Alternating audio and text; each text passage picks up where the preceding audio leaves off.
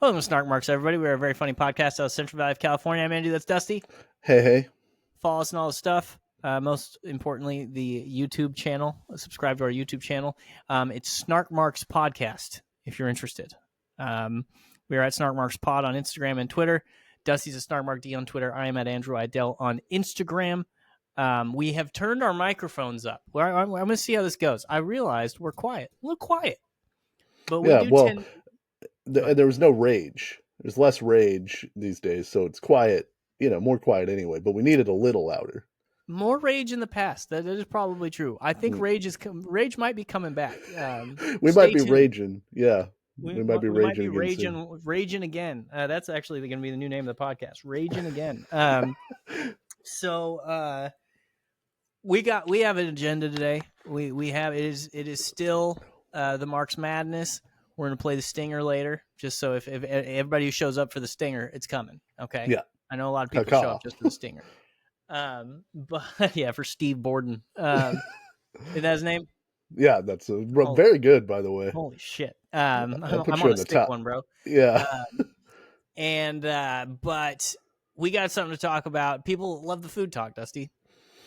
It's true. Well, and it's almost a never-ending source of some kind of content what these fast food companies are doing these days. They're always up to something.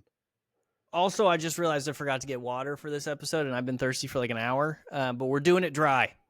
You're just doing it live, doing it dry. Fuck it, we're doing it dry. Yeah. I'll do it dry. You know what you're not doing dry is the thing that I texted Dusty about today. Yeah. And I'm going to let a long pause for you guys to just speculate all the innuendous things that we could be talking about. But KFC introduced something that really, Dusty, revs my engine. This is so fascinating to me because I take this as an affront, but I think we're coming at it from different ways. So I'm interested. Listen. Both of us, big sauce guys. That's true. I do love it. I do love a nice sauce. So this is the KFC Dunk It Bucket. I hate the name. As you know, I don't like things that are named stupid things. Right? Right. The extra most bestest pizza from Little Caesars. Still haven't ordered one. Still haven't even thought about ordering one. I am willing to say Dunk It Bucket to get this. Okay. So this actually is greater than the stupid name. Like it overcomes it's greater than the sum of its name. Yeah. It transcends its name. So first of all, we got a new menu item. Something that's never before seen except for in Australia. I don't know why Australia got this first. They're the key test market for KFC products. Crikey, a little snacker. Crikey. Oh man, that was a horrible. Oh, man, I don't know how to do it. I know. That's not a limited menu item. This is a limited menu item. I loved it so much. I beat up a quokka. So we've got now mashed potato poppers, Dusty. Look, I have my issues with this particular menu item. Yeah. Those sound good as hell.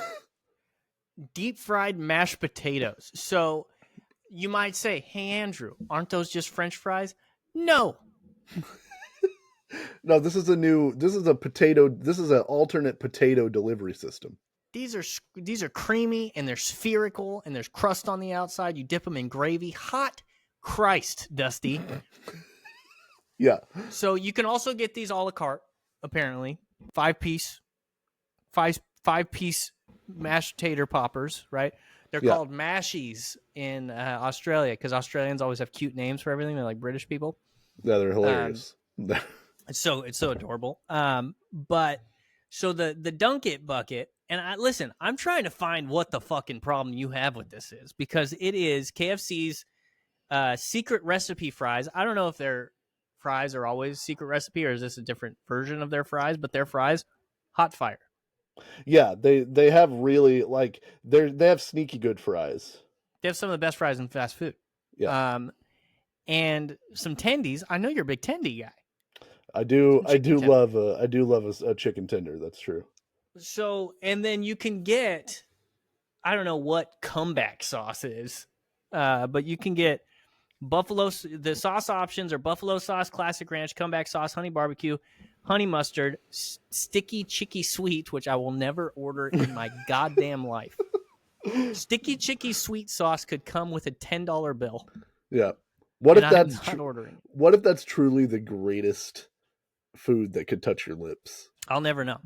Yeah, you'll die. Unless somebody holds me down, I'll never order. Or maybe I'll get somebody else. I'll hey Mister somebody like you're 18 and trying to get beer. Yeah, Like I'll will you stand go in outside and the get KFC. me some chicky? Give me some chicky sauce. And just point at it. Can you get me some of that? Because I won't even say it to the guy.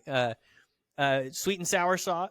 Sweet. Oh, it's sticky chicky sweet and sour sauce. Oh, that's too many words. I think you could sneak it by just being like, "Can I get the sweet and sour sauce?" Yeah. Yeah. They're not going to be like, "Hey, I'm going to need you to say the whole thing." We're contractually obligated to make you say the whole thing. I'd leave. I'd say, "All right, go fuck yourself." And warm gravy. So I'm probably going maybe warm gravy, and I might be going sweet and sour, but I'm not going to say sticky chicky. Okay. Right. Never will I ever say sticky chicky. Except all the times you've said it now. What is your issue with the Dunk It bucket? And this might I'm saying that this might be a personal issue. Some of KFC's menu items feel like they are almost taunting the big boned man, the heavy man, you know, the double down. The double down sandwich, which is 2 hot pieces of chicken with stuff in the middle. Instead of a bun. The chicken is bacon. Yeah, the chicken is the bread to hold the cheese and the bacon. And the bones are their money. Yeah, the bones are their money. And as Patton Oswalt once said, it's a sandwich that hurts you to eat it. It like burns your hands to eat it, and they're like, "Go ahead, do it for us." You know, Have you ever want had it. One? No, because I have the smallest amount of dignity. I have a problem with Patton Oswalt's beef with the famous bowl. The famous bowl, because those are fucking delicious and convenient. What do you call it? Something in a sadness bowl? I can't remember what. What is it? Some kind of food pile in a sadness bowl. Yeah, it's a good bit, but he's wrong. It's just conveniently putting all the stuff you want in a one container. It's all going the same way, you know. I had I've had multiple double downs in my go to. I've been around the block a few times. Sure. Right? But I haven't. I don't. It was fine. I loved weed. So right. If you love weed, you're gonna get a double down every once in a while. But famous bowl, dope. The problem is, look, if you get gravy with something in fast food, certainly you're going to spread that gravy around, right? I'm gonna swim in it. But I think it upsets me that they're now like, hey, guess what? Gravy is now a sauce. We're putting it on the side. You're going to dip, because and now it's its own separate entity. You're ordering just gravy sauce, as opposed to, oh man, I have some leftover gravy from my potatoes. Let me go ahead and swirl. That feels somehow better than, yes, I would like gravy on the side purposefully for dipping this deep fried potato in it. Because I'll do it. It just feels like they're shaming me while they're promoting this product to me. Listen, I understand that, and I do a lot of the time, straight up on board. You know what I mean? They are putting 3 of my favorite things, right, in a bucket. Do you know what the introductory price of this bucket is? It's like $7.99 or something. $7. Right? Yeah, $7 for those 3 things. I'm surprised I'm here right now. Right. Well, I believe you can add a tendy or two, and it's still only like $10. Yeah, and there's a double Dunk It bucket, which is designed to serve multiple people, and it's available for $25. That serves one man. Boy, I mean, I know. I want to just house one of those things. I can tell you that. I know. KFC by law has to put that it's for multiple people. Yeah, has to say that that's for 4 people, but it's not. That's one sad man's whole day. One day is that entire double dunk it bucket.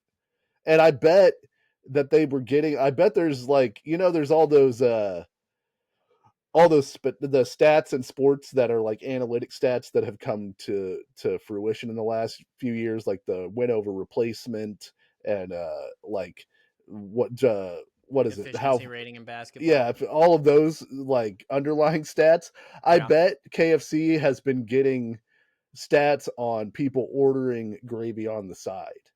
And they're like, you know what? What if we just made it part of the menu and we made a new item with it? We got those Australian mashies. Well, was that not a thing before? Like you couldn't just they didn't like do that Oh, I'm sure they did, but they didn't call it a like a sauce. sauce. Yeah. Yeah, there's not ranch sauce, barbecue sauce, gravy sauce. I think that's what the affront is. Like, I'll eat gravy, but don't try to pretend to me that it's something, you're trying to sell it to me as something it's not. I honestly, I'm not even listening to you. I just want a dunk it bucket. You know what I mean? Like, I want you to take a picture of yourself an hour after you eat this.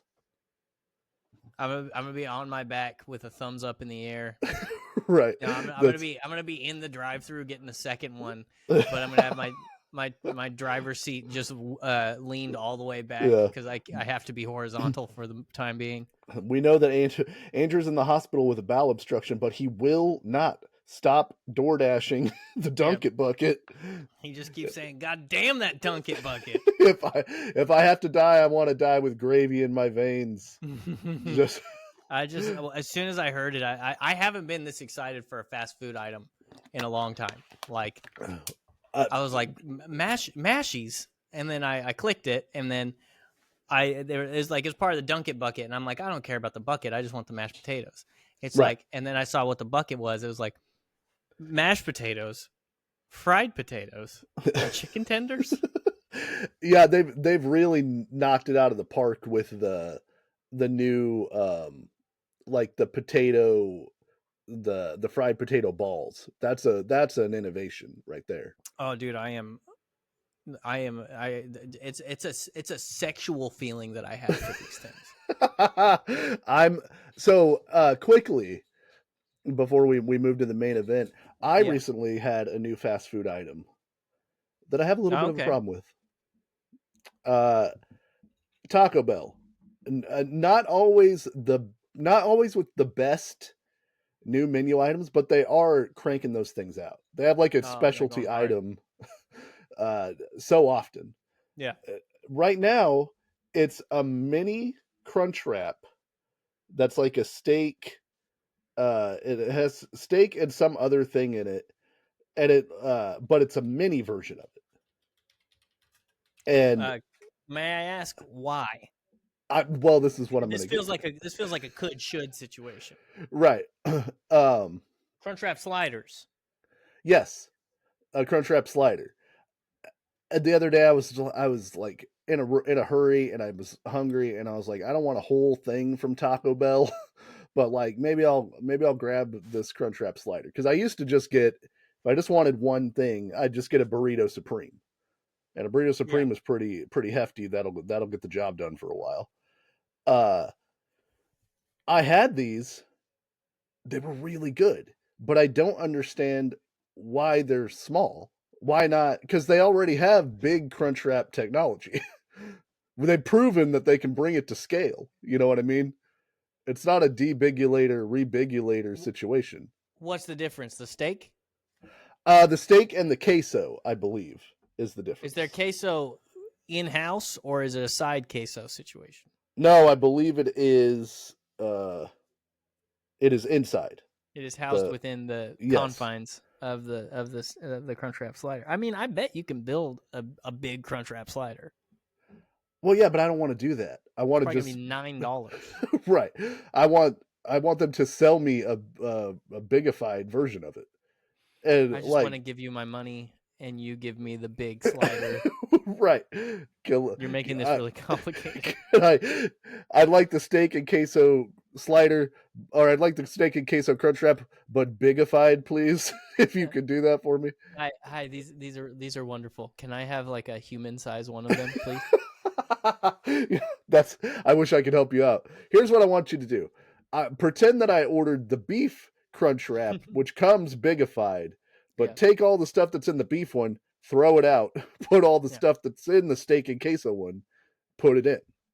That's what I want. Because I was gonna say you can do that. It's probably just gonna be expensive.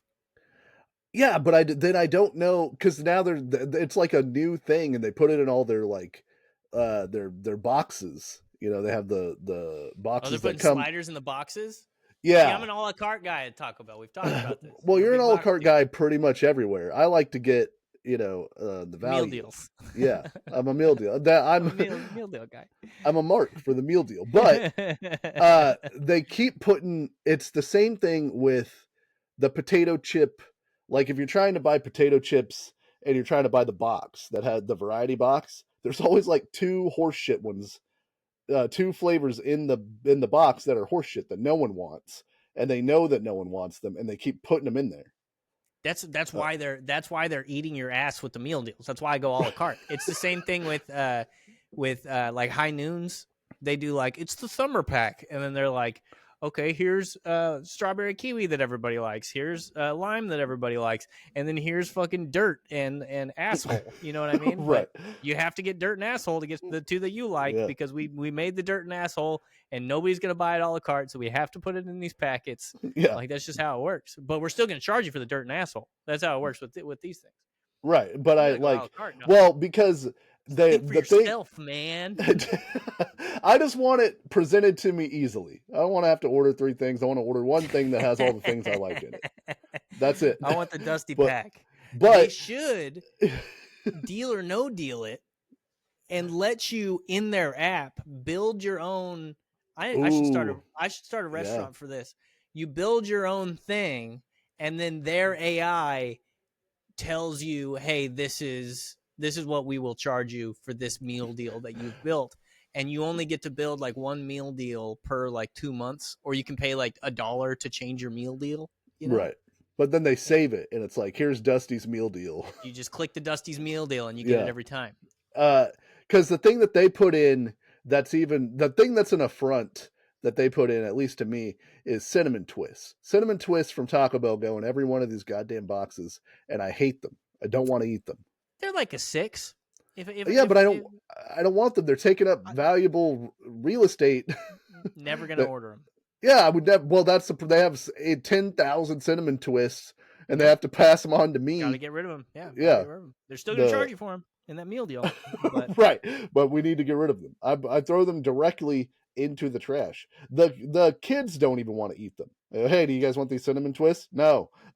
If they aren't even for kids, who are they for? Who are they for? Somebody listening to this yeah, is pissed that you are shitting on the cinnamon twists. But you know what? I'm with you, Dusty. Whatever, dude. They have the Cinnabon Delight little ball things. Oh yeah, those things are infinitely better. Those things are fucking crack cocaine. They're delicious. They used to have the caramel apple empanada. Yeah, we were a proper society back then. And a Choco Taco. Yeah. It was a Choco Taco, caramel apple empanada.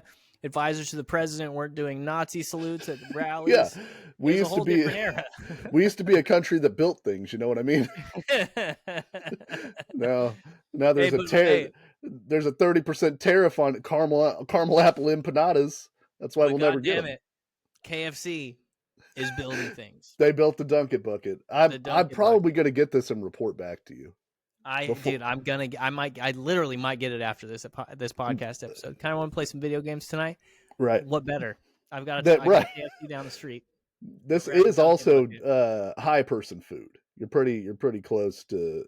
Oh, it's totally high person food. I would have already died of cholesterol if I was still a stoner when the Dunkin' Bucket came out. Yeah. I haven't smoked weed in a really long time. But I'm still, maybe a little bit still in me because I really, really, really want the Dunkin' Bucket. Yeah, your food tastes are still going by your old weed habits. They're still dictated by your old weed habits. It hits that pleasure center. All I need. Who sings that song? All I need is the air that I breathe. That Air Uh, Supply. I believe so. I Yes. think I'm thinking it's Air Supply just because it's got air in the Right. thing. But all I need is the air and I breathe and the Dunkit bucket. Mm-hmm. All right. So, Dusty, it is March, It is. It's the last. and It's going to be the last week of March coming up. the last week of March, and March Madness!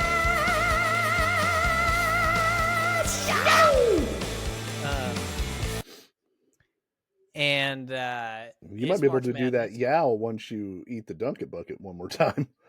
I know, dude. He suffocated from a extensive yow. A gravy inspired yow. Why did you get evicted, Andrew? I kept yelling yow. So it's March Madness. We do brackets. Last week we did a draft. I went to make the graphic for the draft last night, and I realized I don't know how to make a grid graphic. So that's The TBD. graphic, if you Yeah, will. there you go. There you go. Ding. Thank you. This is our final bracket of the year of March Madness. And this is one that we were looking forward to. It is the cool kid movies draft, Yeah. not draft, bracket. We debated, we talked about it, we decided on 12 movies. The brackets in front of you. Little housekeeping. We were gonna do Rad, to give an homage to my big brother Jacob, who we love dearly. But Jacob wanted us to change Rad for Problem Child, inexplicably. But he he said that Problem Child, and he's probably right about this. I haven't seen Rad, but I'm guessing he's right about this. Problem Child makes more sense for the format, the theme of the bracket. Yeah, well, and it fits to my thinking for this bracket, which was like, what were movies as a kid that I thought were so cool that also were aspirational kids movies? Like, I aspired to go on the types of adventures or have the types of shenanigans that the kids in these movies had when I was a kid. And I think, given your brother's testimony, the kid from Problem Child had a big effect on how he moved about in the world for a while. Oh yeah, that is Jacob. Jacob was and we love Jacob. Absolutely. Jacob was the town demon growing up. He was the child who was possessed by a devil that I think tried to rob the local bank at one point when he was a kid. He didn't have a gun or anything. They just like laughed at him and called his dad. Sure. But it was a lot because of this Problem Child asshole. Apparently, I'm finding out. But so now, yeah, Problem Child has supplanted Rad on this list, and we will discuss Problem Child. Okay. But just so you guys know, there are 12 movies that made the bracket. The first 4 seeds got buys. They moved automatically to the second round. That was arbitrary. Not really arbitrary. It was based on how Dusty and I feel about these movies. 3 Ninjas, The Sandlot, D2, The Mighty Ducks, and Heavyweights made it to the second round. And then the rest of the movies are Problem Child, Surf Ninjas, The Goonies, Rookie of the Year, Little Big League, Richie Rich, Home Alone, and The Little Giants. Yeah, Dusty, we split it between 6 kids. Like half the bracket was kids adventure movies, and the other half of the bracket was sports kids movies. Yes. For which there was almost a plague in the 90s. We could have picked another bracket of alternate kid sports movies. Yeah, and God damn it that I love every single minute of every one of them. Yeah. And we realized that 90% of these movies were made between the years 1992 and 1995.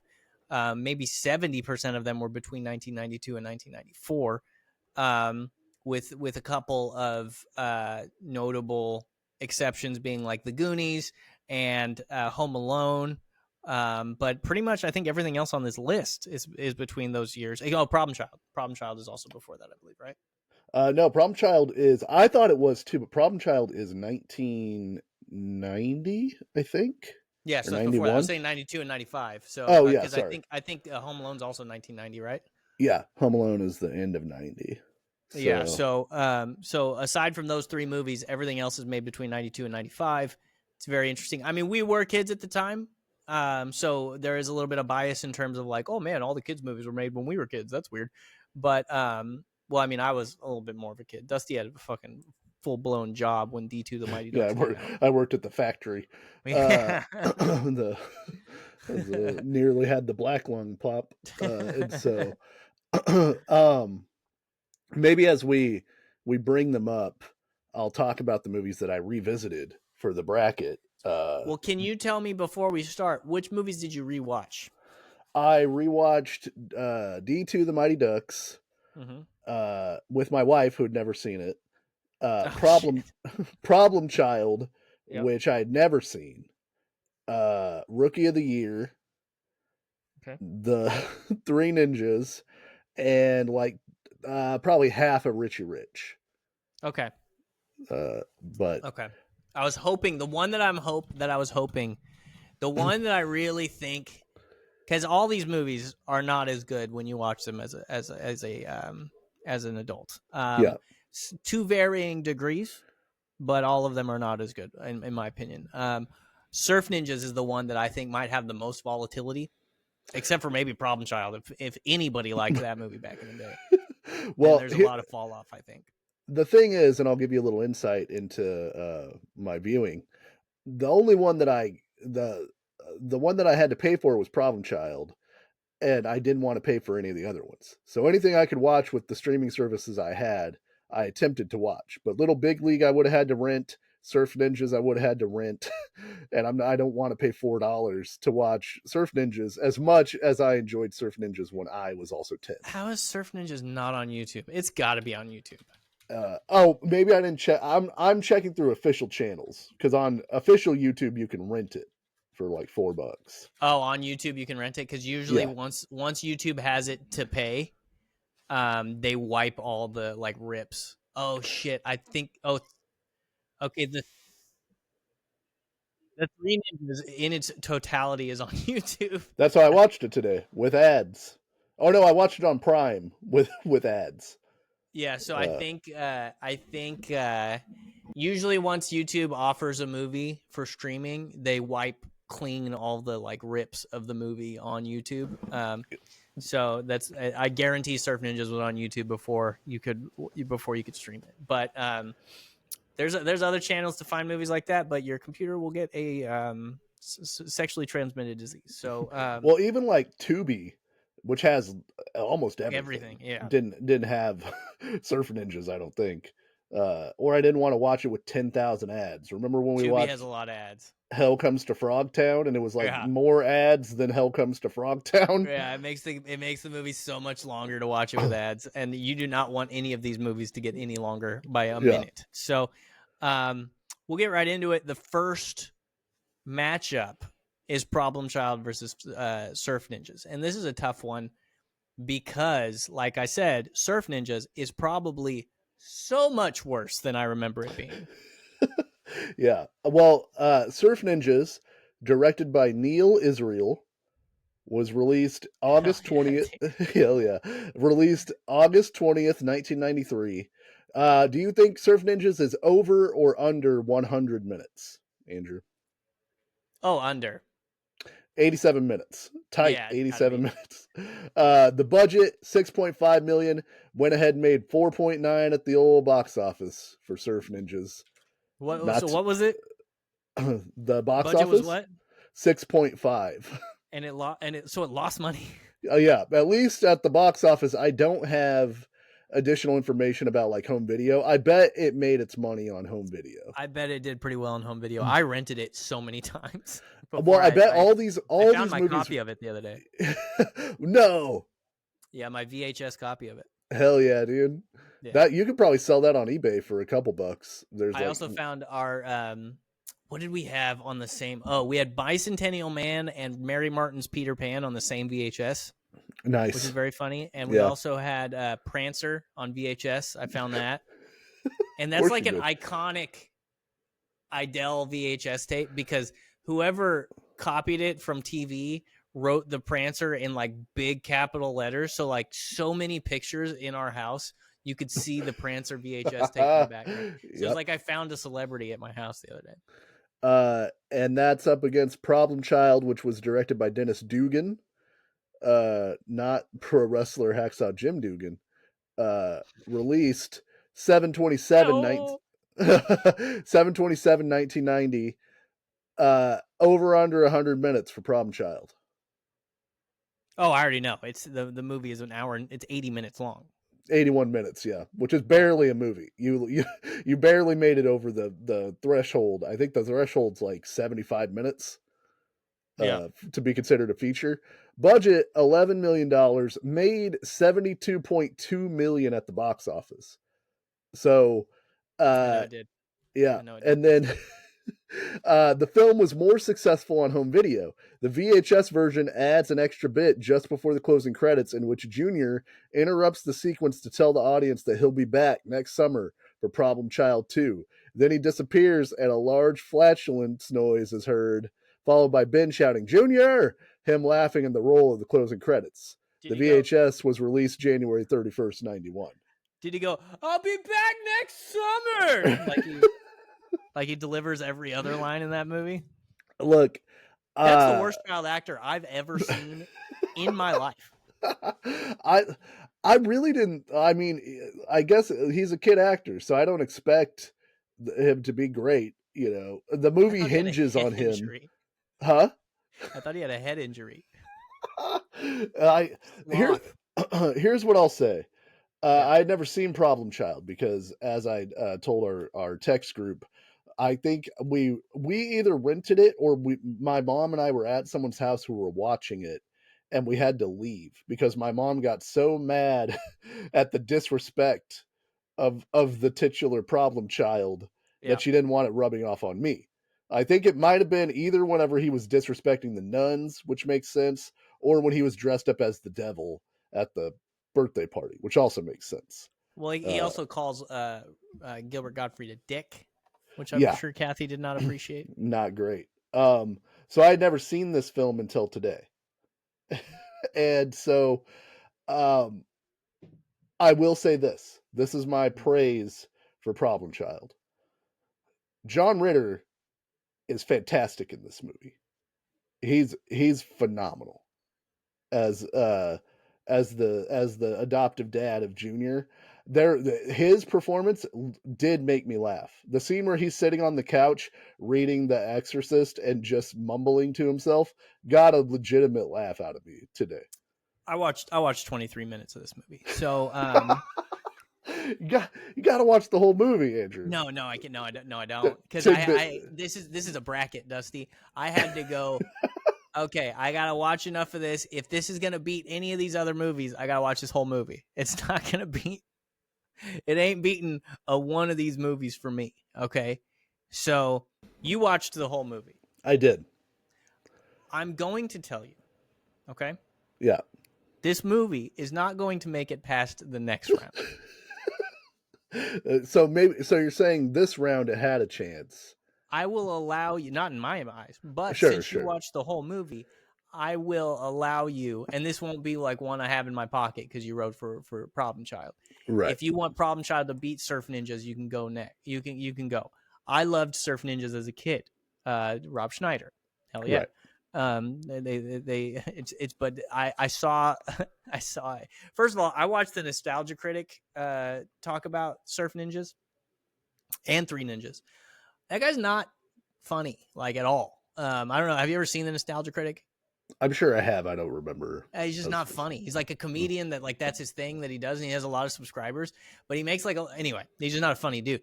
But the uh, it reminded me of a couple of the bits in this movie in the Surf Ninjas.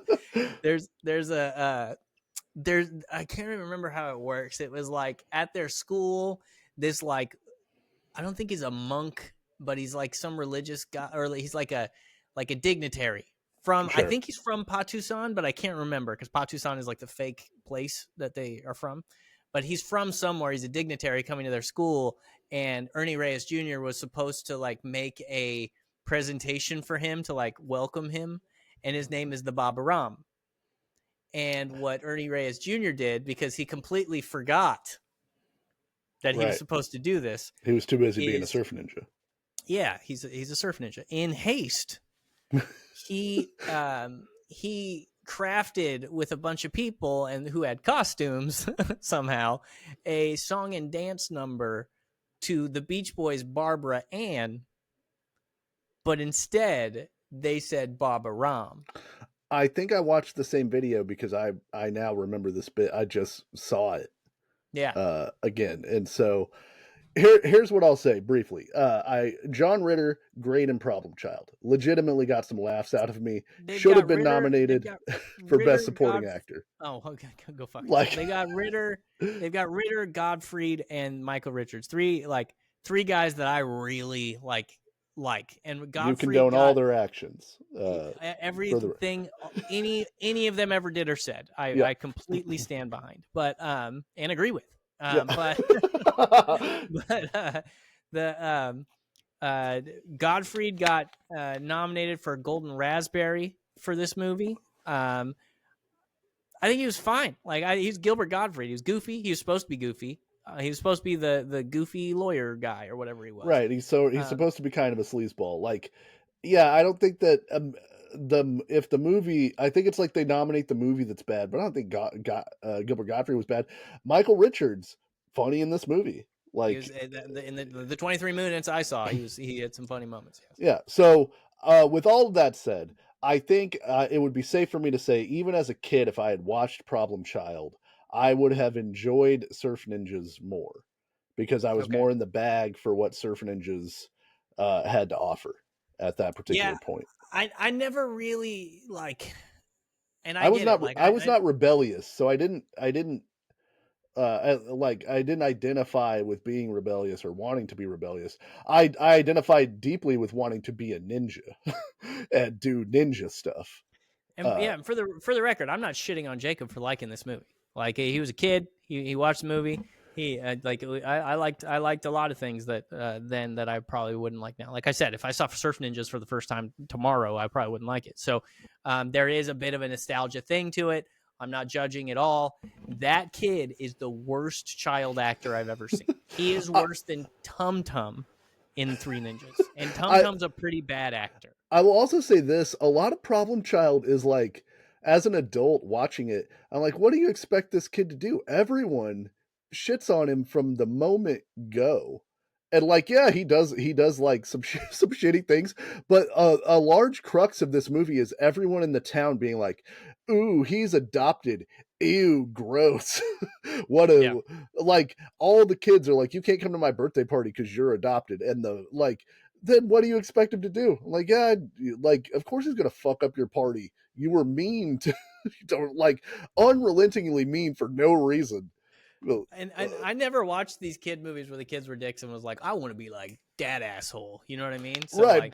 But they're like, he's the problem. The thing is, they're always pointing at Junior being like, he's the problem. And yeah, like when he steals the car and drives it through the sporting goods shop, that's not great. But he also thought they were going to give him away after they promised not to.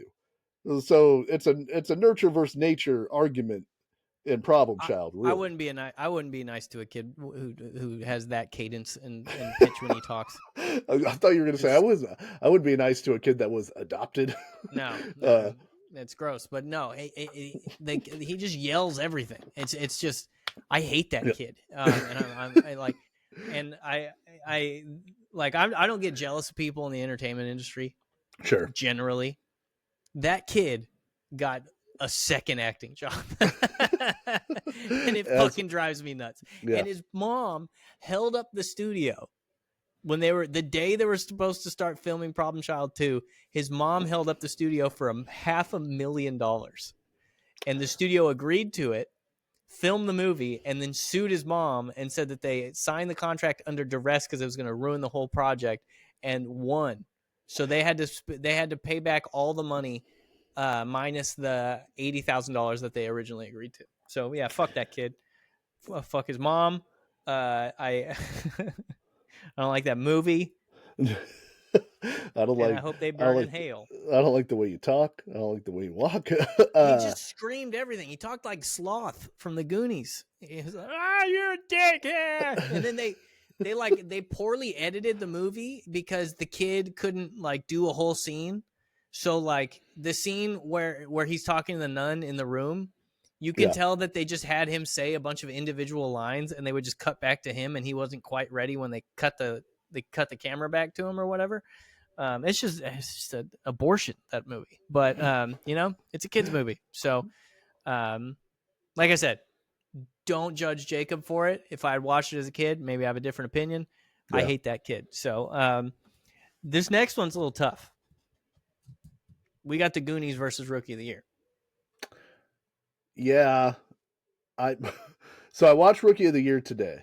Yeah. I think I came to the conclusion that Rookie of the Year might be the best movie of the sports side of the bracket, because it has the least amount of kid actors in it. Like there's one main kid, but then it's a bunch of good actors like around the kid actor, right? So well, and even that kid isn't that young. Like he's not as young as like Henry Rodengartner was like what, 12? Like, and he's 12 in the movie, so he's probably 14 when he made the movie, So because like Gary Busey and Daniel Stern and the mom, Gary Busey. The whole movie, Gary Busey is just making these like Al Pacino sounds. Well, and he's got at one point he goes none.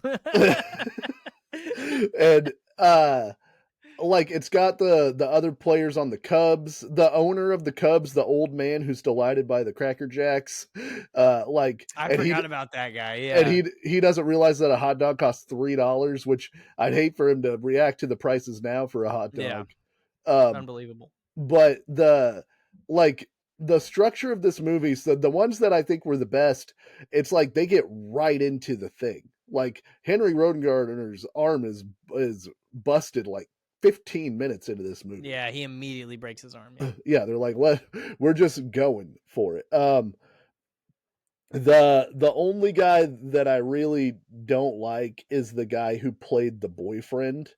That guy was overacting quite a bit. Like at the end when he wants Henry to go to the like a photo shoot or something, and him and the mom get in a fight, and he's like, I am the manager. Oh, I forgot about that. Yeah. I forgot about that guy completely. Yeah, that guy stinks, but it's not the worst movie. Like there's some fun stuff in it, and Daniel Stern is hilarious. Rookie of the Year, directed by Daniel Stern. We Stern a legend. Released July the 7th, 1993. Rookie of the Year. What did you watch this on? It's on Disney Plus. Oh hell yeah! Okay, cool. I might have to watch this. Over under 103 minutes. Oh, it's 103 minutes. Never mind. Fucked myself up. I was gonna say, since you said that, I'm guessing it's exactly 103 minutes. The budget is between 10 and 14 million, and it made 56.5 at the box office. So mild success for Rookie of the Year. Yeah. They released it at the right time. July was the middle of baseball season. Is 94 is the strike year, right? 94 is the strike year, yeah. Okay, because they have a lot of people in this movie. Barry Bonds is in this movie, getting struck out by the kid, and so I was wondering if it was like during the strike they were able to get everybody. But that look that he gives the kid when he strikes him out too. Yeah, they linger on him the longest. Yeah. The guy from the Mets who's his nemesis is like cartoonishly evil. It's hilarious. Oh, I love that guy. Look, where's your mommy? What Oh, is his name? I His wanted to name ask you is as a baseball man, is the hidden ball trick legal? Can you do the yes. hidden ball trick? Yeah, the pitcher just can't. It is illegal the way it was done in the movie, if I remember correctly, because you can't get on the mound, like get on the rubber and come set without a ball in your hand. Okay. And I can't remember if he did that in the movie, but I think he did. Yeah, they all Basically, what come and huddle around him, and he's like, that's legal. but And then then they leave the first baseman leaves the mound with the ball.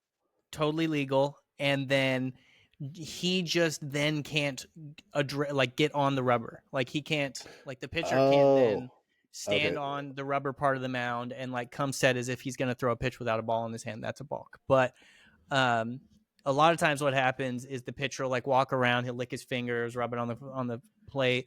He'll even like get close to the rubber and not put his foot on the rubber and just hope that the guy takes an early lead. Right. There's a lot of different variations of it, but Okay. you just But can't in get theory, set.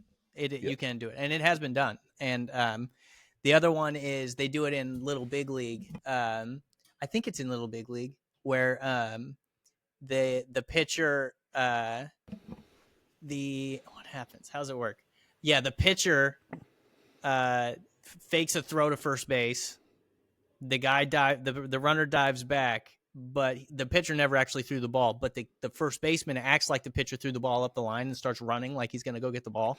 So the guy's like, "Oh shit!" and then starts running to second base, and the pitcher has the ball the whole time, goes and tags him. That happened to a team. I wasn't there, but a team that I was affiliated with. I was coaching in the program, and they ended up like on fucking BuzzFeed or something. Nice. That's funny. For getting tricked. Yeah. That's okay. So Anyway. rookie of the year, enjoyable. There is, of course, like they have the kid fight about the boat where the one kid's like, "I hate you. Now you're a Chicago Cub. You don't have time to to help us with our Yeah. boat." Of course I don't, you ass.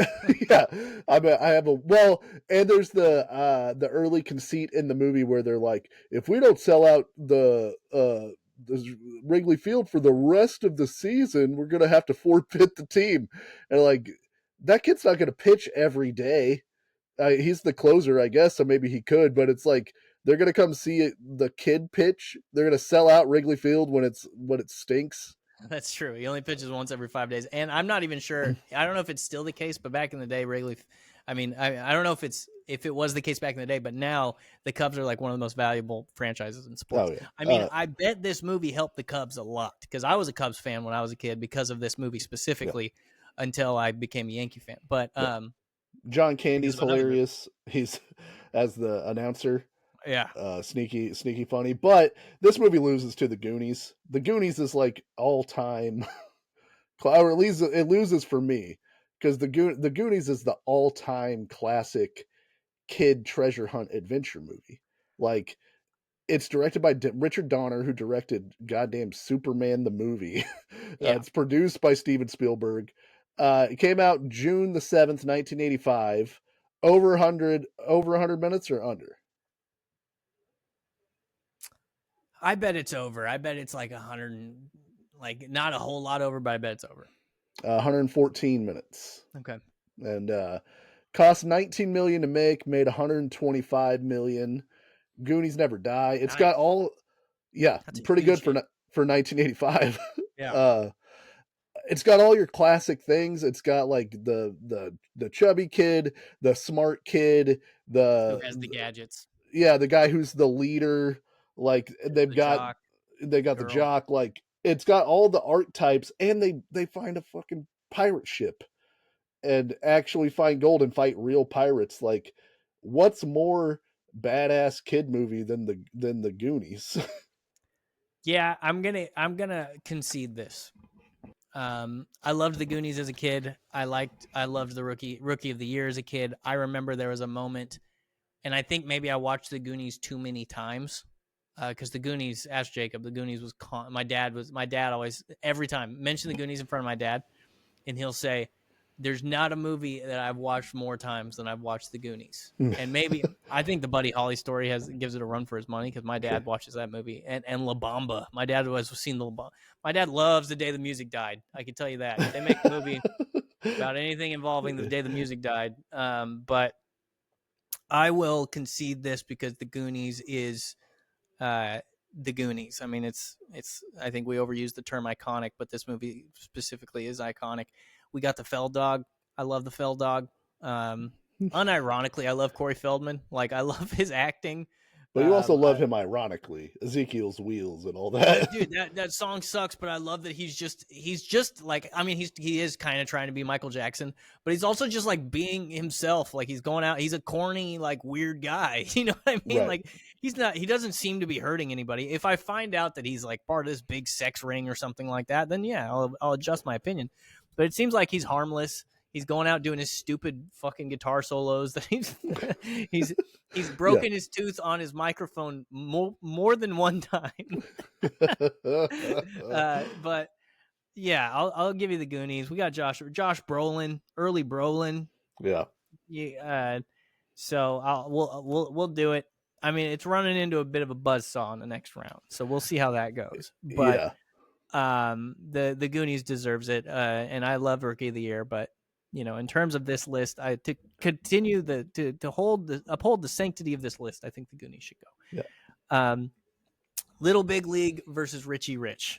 This is going to be a tough one, I think, because I think I'm way more familiar with Little Big League, and you're way more familiar with Richie Rich.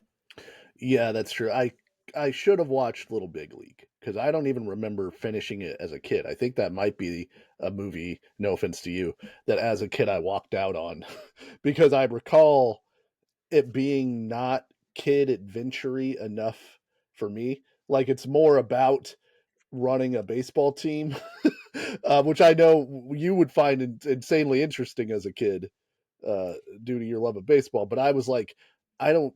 At least that's what I remember. And there might be shenanigans, but it seems more that he's got to really actually run the team. That's a great point. It is, but there are shenanigans. Like, there's some Okay. really, really good jokes in Little Big League. I think Little Big League, like you said, you think Rookie of the Year is the best movie out of the sports movies. I think it's all the baseball movies. I think Rookie of the Year, The Sandlot, and Little Big League are the three best movies out of the sports movies, for different reasons. That holds true also because like baseball movies are better than any other sports movies. It lends itself to Yeah. movies better than the pacing lends itself to movies. You can recreate baseball pretty well depending on the actors and how much the director actually cares about the people looking like they're playing baseball. That's one thing about Little Big League. The baseball looks awesome in a lot of the scenes of this movie. Like, they got real baseball players to play in this movie. A couple of the scenes are a little funky, but like, the baseball looks great in Little Big League. There's some really good comedy characters in the movie, but they actually, in order to even get to the audition, the acting audition, you had to go to a baseball tryout for this movie, if you're going to be one of the baseball players in the movie. Ken Yeah. Griffey Jr. and Randy Johnson have big moments in the movie. Does Randy Johnson kill a bird? No, unfortunately, Okay. all birds are safe. But Ken Griffey Jr. is like, he's not a bad guy, but he's like he's the protagonist. He's like the big bad motherfucker that you got to get out. Yeah, yeah. Well, like in real life, he's Ken Griffey Jr. Yeah. So, but that scene with Ken Griffey Jr. is awesome. Like, it's just a good movie. I haven't seen it in a long time, but that's the kid's a little older. It's like normal acting. There's serious scenes in it. Like, so, but it's still about a 12-year-old becoming the manager and owner of the Minnesota Twins. So, right. I think this also runs into a personal problem, which is like a lot of these, like I said, they're aspirational or their wish fulfillment for a kid. And I don't think that I ever wanted to like own a baseball team or like be that involved in baseball. Like, and so that part of the wish fulfillment failed for me. It worked, I'm sure, for many other people, but it didn't work for me. Whereas Richie Rich, who doesn't want to be crazy rich and have all the shit in your house, right? yeah. So to give them their propers, Little Big League, the only film ever produced or directed by Andrew Scheinman, did it once, nailed it. Listen, one for one. Released June 29th, 1994. Seems like it might be trying to ride a little bit off Rookie of the Year and probably The Sandlot, but a bad time for baseball because the strike is happening or about Oh, to he, happen, he he maybe. produced other movies. Oh, I thought this was his only, maybe it's the only movie he ever directed. He produced The Mountain Men, The Awakening, Modern Romance, The Sure Thing, Stand By Me, The Princess Bride, When Harry Met Sally, Misery, A Few Good Men, North, Ghost of Mississippi, Extreme Measures, and so it goes. Yeah, it's his only directorial Oh, okay. This credit. is the only movie he ever directed, so my mistake. Idiot. Uh, Fucking jamoke. uh, over under 100 minutes. I'm gonna go with under. It's funny because you hate long movies. I think this is the longest movie. A tidy 119 minutes. Right It's at almost 2 hours. 2 hours. Right at 2 hours. Oh wow, that's crazy. Budget was 20 million, only made 12 at the box office. Again, I think this probably makes a little bit of its money back at the video store, Oh, I'm sure. Yeah, yeah. you know. And so it is taking on, let me grab my next Richie It's Rich. Roger in a 3.5 star review. Roger Ebert. This kind of answers your question a little bit. It doesn't have a great. It's got a 35% on Rotten Tomatoes. Right. By the way, one thing we didn't mention: critic score for Problem Child on Rotten Tomatoes, 0. Yeah, they hate that the shenanigans in Problem Child. Literally 0. And they were like, it's really mean about adoption, which is true. The movie can't skate that allegation. A lot of people got mad about that, actually. Yeah. And then Roger Ebert on Little Big League, he gave it 3.5 stars, and he said that he praised the film for being a family movie that doesn't dumb down for its audience or feel predictable, which is pretty good for a movie in this category. Yeah, definitely. I mean, it just didn't grab me, and I might have almost aged out of these movies Yeah, at that and point. it is very much a like I mean I wanted to be a baseball coach when I was that age. I already Right. knew I was going to be too small to make the show. You know what I mean? Like, Yeah. so it was specifically very good for Andrew. Richie Rich is directed by Donald Petrie. Was released December 21st, 1994. Over under 100 minutes for Richie Rich.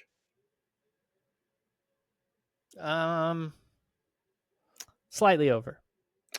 Slightly under 95 minutes. No, it's not. Budget was 40 million, made 76 at the box office, made another 125 million in video rentals, and sold 44 million retail copies by April of 1997, including one to the Godwin household. I owned Richie Rich. I watched it a lot. I don't know if I ever owned it, but I rented it a lot. Yeah. Don't remember hardly anything. I remember there was a vault. Yeah, the vault is filled with like a family photo or something, and the bad guy thinks it's got all the riches in it. Yeah, but it turns out the the riches were the family we made along the way. So shit. They should have called him Richie Family, dude. Yeah, so think about that. This movie cost 40 million. It nearly made its money back at the box office, and then you get another 106, it's almost 170 million dollars on the back end, depending on what the cut is for the studio. But that's huge money, and that's another reason why they don't make these movies anymore, is because there's no secondary market. There's a whole thing where Matt Damon talks about this. I think Kai told us about it or sent it to us once, where he's talking about why they don't make movies at a mid-budget anymore, or movies that could be slightly a loss but will make up their money on VHS or whatever, because there's no real secondary market to buy these movies or to rent them. There's no infrastructure for that. And so and everybody just goes and watches the new fucking Thor, you know? Right. They only, and to get people to the theater, you need a movie that costs $100 million or $200 million. So then you got to make $500 million. So the whole economy for movies is out of whack. But like, people are really loving that Captain America movie, though, huh? Hey, it's almost up to 400 million, man, which is low, but that's the problem. People don't like this movie. and Right. it's still going to make It's money. still going to make money. Yeah. But anyway, obviously like I think my vote is for Richie Rich. The couple of funny things in Richie Rich, the butler does a really good job. He's like knockoff Tim Curry. He's been in a bunch of stuff, but he's sort of like Tim Curry. He was in Anaconda as kind of a Tim Curry type. He was in a bunch of stuff. I actually thought he was Tim Curry in Anaconda, but it turns out it's this guy who plays the butler. Yeah, I mean, I just don't remember. I mean, I remember loving the movie. Yeah. I watched it, like I said, I watched it quite a few times. I really liked his dad. The guy who plays his dad is good too. I really liked that guy as an actor. Edward Herman, I believe, is his name. John Larroquette is good as the villain. He's like he's like scenery chewing, but it's like the best kind of villainy. Yeah, he's great. You know. He's great. So yeah, I'm gonna give it to Richie Rich, man. I'm gonna yeah. If you really wanted Little Big League, this was one I was gonna let you have, but I think Richie Rich is gonna run into a problem in round number 2. But that's mass appeal, man. It is like I can't, this isn't a bracket of just the things that I like. It's not snakes and sparklers. Right. But I mean, something's going to go up against heavyweights in the second round, and we're going to have a discussion. Right. But I do think that this has to be a little bit more, not just Andrew, because Little Big League was a movie for young Andrew. Like they basically were like, "Hey, Andrew, what kind of a movie do you want?" And I'm like, can a 12-year-old inherit a baseball team? And there's a lot of shenanigans with the baseball players, but he's really smart about baseball, and like, but he's figured out that if you lose a star player, you can make up for him in the aggregate. If you draft well and pick up free agents. All right, what's replaces Jason Giambi? So we'll go Richie Rich there. Home Alone versus the Little Giants. I didn't get a chance to rewatch The Little Giants because again, I don't think that it was available like easily. And I remember, man, did I love The Little Giants. It's on something. I can't remember because I didn't pay for it. Maybe it's on Disney Plus and I just didn't have enough time to get around to it. I think it is Disney Plus. Directed by Duane Dunham, D.U. Wayne. It's on ITV? What's ITV? Yeah, I don't have that. I think ITV is a British thing. I think it's on Tubi. Oh, okay. Yeah, but then I'd still be watching it if it were on Tubi. Yeah, I watched a lot of ads when I watched it. I forgot. So Duane directed Little Giants. My dad's middle name, by the way, Duane. Released October 14th, 94. Over under 100 minutes for Little. Under? No, 106, bro. God damn, dude, they're fucking up, dude. That's the one thing about Problem Child. We picked Problem. Dusty was like, "You want to do Rad or Problem Child?" I was like, "Problem Child is 10 minutes shorter. Let's do Problem Child." And I watched 23 minutes of it. The budget was $20 million. It made 19.3. Certainly cleaned up in VHS rentals and sales with the Godwin household, and it of course is taking on Home Alone. Directed by Chris Columbus, who also directed a few of the Harry Potter movies. Released, and of course written by John Hughes, famously. But he didn't direct it. So released November 16th, 1990, over under 100 minutes. I've gotten so many of these wrong in a row. Over.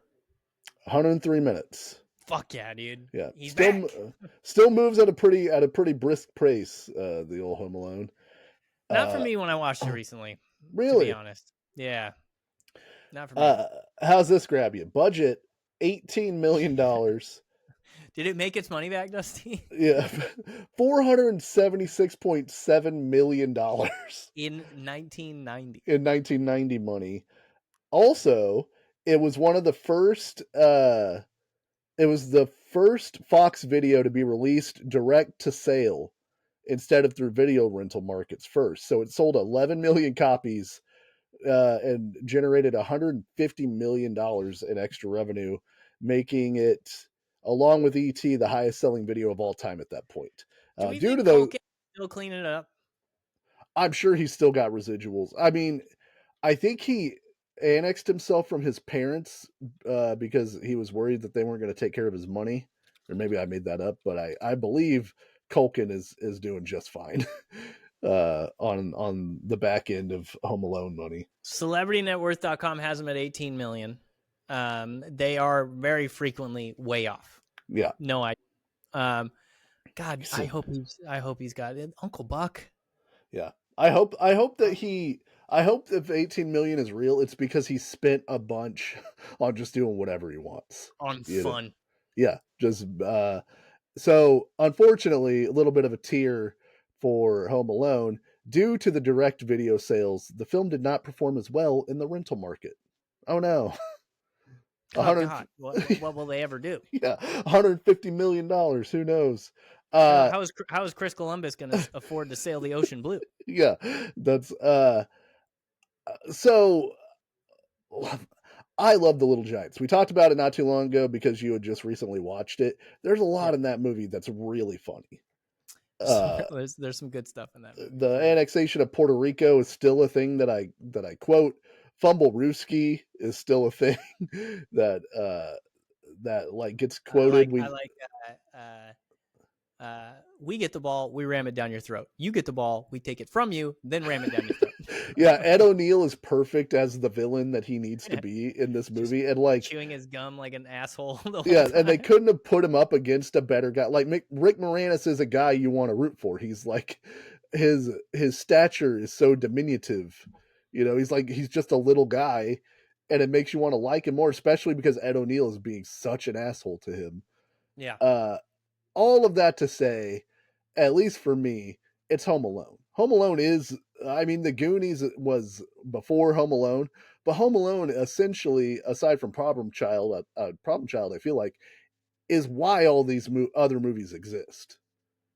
Yeah. Like, you know, and Home Alone, even though I guess it felt long to you last time, like there's a lot of good jokes, and it is the wish fulfillment of like a certain type of kid. Like, oh man, if people break into my house, I've got all these gadgets. Like it's perfect kid logic that you could somehow outsmart the adults and wish your family away and order a whole pizza for yourself, and all the shit he does is Yeah. like perfect kid stuff. So for me, it's gonna be a vote for Home Alone. Yeah. I listen, it's hard for me to argue. Um, I enjoy The Little Giants a lot more than I enjoyed my rewatch of Home Alone. Jacob might be more mad at me for this than he was for The Problem Child, and I'm not shitting on Home Alone. Home Alone's good. Stern and Pesci, you kidding me? You know what I mean? Is that movie good before Stern and Pesci start getting the shit kicked out of them? What's the appeal? He gets pizza, and so and then it's, I don't know, man. Like when we were first making this list, Yeah. I could be wrong, but if I remember, like The Little Giants popped into our head before Home Alone popped into our head. We were eventually like, oh shit, Home Alone's one of these too. Yeah. I guess it could be stated.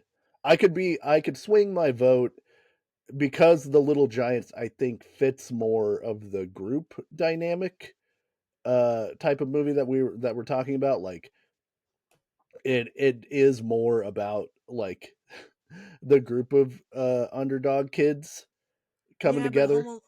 Home Alone, like I'm saying that, but Home Alone is still like an adventure of one kid. Like we put Richie Rich. Richie Rich is about largely one kid. He has friends. All the other movies are like groups, but Yeah. like Rookie of the Year, largely one kid. Little Big League, largely one kid. They lost in the first round, but still, like it's this is tough for me. I just feel I like, might be putting Home Alone through on reputation alone. and Like that's fine. Yeah, uh and I think Pesci and Stern are great, but Ed O'Neill and Rick Moranis are also great. Ed O'Neill is when the kid, and I quote this all the time, when the fat kid gets tackled at the beginning of the movie and he gets like knocked out, and they take his helmet off because he's got like red stuff on his forehead, Yeah, so they think he's bleeding. They take his helmet off. And Ed O'Neill goes, peanut butter and jelly sandwich. He's holding it in his hand. And then the assistant coach, who's an asshole, like I didn't realize how big of an asshole he was till I watched it the other day. He's holding a bag of chips, and Ed O'Neill goes, "What's that?" And he goes, "Cheetos." He goes, "Crunchy or puffed?" The assistant coach goes, "Puffed." And Ed O'Neill chews his gum for a second, and goes, "Wimp." He's a wimp because he has puffed Cheetos. So like, I'm willing to put, I'm willing to flip the vote here, because it is again, like you said, it's not just the Dusty list or the Andrew list. It's what Little Giants might fit the criteria better. Yeah, I just don't know if I can in good conscience. Because I feel like if we go Little Giants on this one, then I really am going personal preference. Because Right. you are right for the most part on this. Like, if you asked 100 million people, most of them are gonna say, "Oh yeah, fucking Home Alone makes it to the next round on this." I might fight you in the next round. Right. Okay, but on merit for the record. But yeah. I think that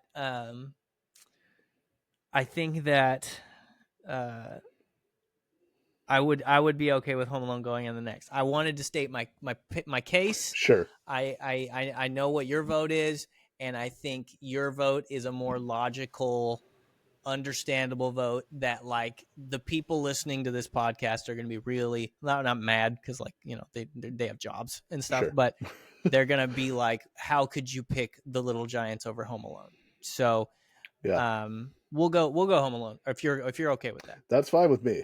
You gotta make the case. I had to work my way through it. Okay. So now we're into the heavy hitter rounds. Yeah, we got ninjas on ninjas. Yeah. So 3 ninjas versus surf ninjas in the, is this the 1, 2, 3, 4, 5, 6, 7, 8, the Elite 8? Yeah. So 3 Ninjas, directed by John Turteltaub. Hell yeah, dude. Yeah. I feel like I've heard that guy's name before. John Turteltaub. Dude, he directed Cool Runnings. This might be your guy, and National Treasure. And I think, oh Jesus Christ! Yeah, I think this guy's this is the greatest American that ever lived. Check my work, but I believe that's correct. See, I wish Cool Runnings could have like qualified for this. Yeah, well, Cool Runnings runs the bracket, dude. Rise above it.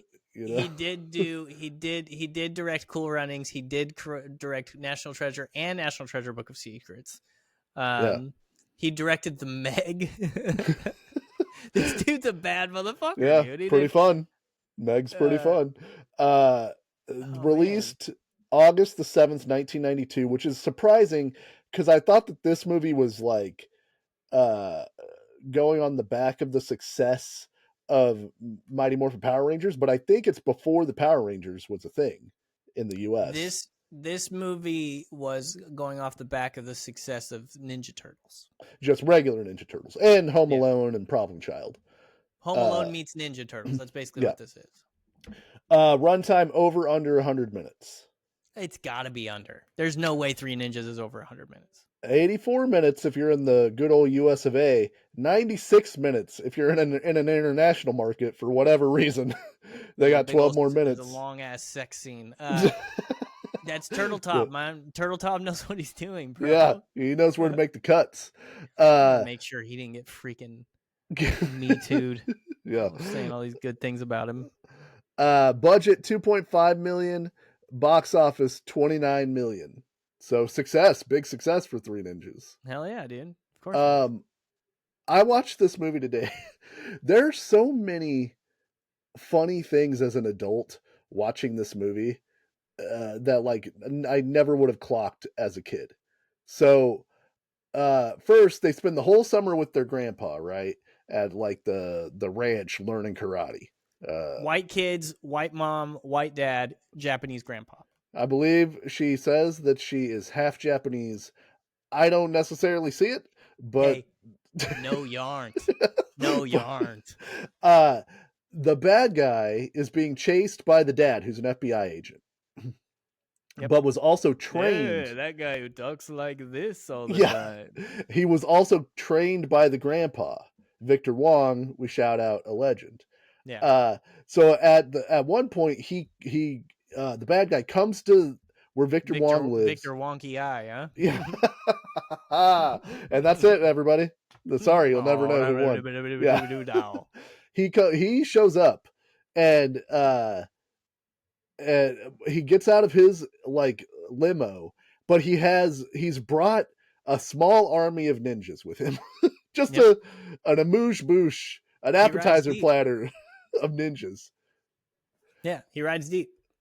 But there's like 4 of them, and all the doors open, and they come flipping out and whatever, and the kids have to fight these ninjas. Flip everywhere, yeah. Yeah, and the I know that it's not real, but the karate that defeats these grown adult ninjas looks so weak.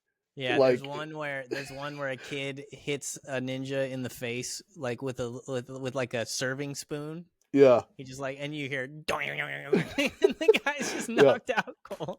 And they also sound effects, very sound effect heavy. They also spend a lot of times like kicking potted plants that are hanging up, like fuck this plant, and they're just kicked like for practice. So there's that. So it's like the guy's coming to just have a meeting where he wants Victor Wong to tell his son-in-law to back off, but he also still needs to bring a few ninjas just in case. He's an international criminal. Yeah. he needs a bodyguard service. So then he's got a bomb. Isn't it like a missile that he stole? He's selling missiles to some foreign entity. Yeah. You know, I pointed out that when we watched it for Refund Theater, the guy is a pre 9/11 movie villain. Yeah. He's like vaguely Russian. But when was this movie made? 1993. Yeah, 1992. 10 years later, that dude's from the Middle East. I can tell you that. I think he's selling to a guy in the Middle East, but it's not. Yeah, we already had our eye on him. Yeah. So then they get home. The grandpa brings them back at some point, and the dad has got he's a workaholic, and there's this whole subplot where he's gone all the time. And he hates karate, and he hates the fact that his kids are learning karate. His dad hates karate, dude. Yeah. He hates nothing more than fucking karate. He hates criminals and karate, and he's not sure which one is worse. Yeah. And he hates a karate criminal the most. Oh, man. He's getting out of the car, and he's telling the guy that's in the car with him, like, okay, I want these reports on my desk by 6:00, and I want you to run blah, blah, blah, and I want you to do whatever. And the kids come up, and they're like, hi, Dad. We want to show you our new ninja moves we learned, and blah, blah, blah. And he's like, gotta go, son. We got work to do. And he gets back in the car that he just got out of, and then they leave. And it was like, what happened? He was doing the end of night wrap up with the guy, and in the same breath he's like, all right, I gotta go do whatever nighttime FBI. He remembered how much he hates his kids. Yeah. Oh, god damn it, today's the day they were getting back. Yeah, I'm getting back in this car. I forgot, I've been saying that the kids had like a system in their room where they could turn all the stuff off, and like whatever, they just had a red light that would go off. Red light when somebody was coming. Yeah, and then they knew to turn everything off. But that means that either their parents installed that light and they don't know what the light's for, or those kids, unbeknownst to their parents, installed a working light. Motion sensor technology. Yeah, in the house without being known. So Dusty. Yeah. They're ninjas. That's true. Ninjas are sneaky.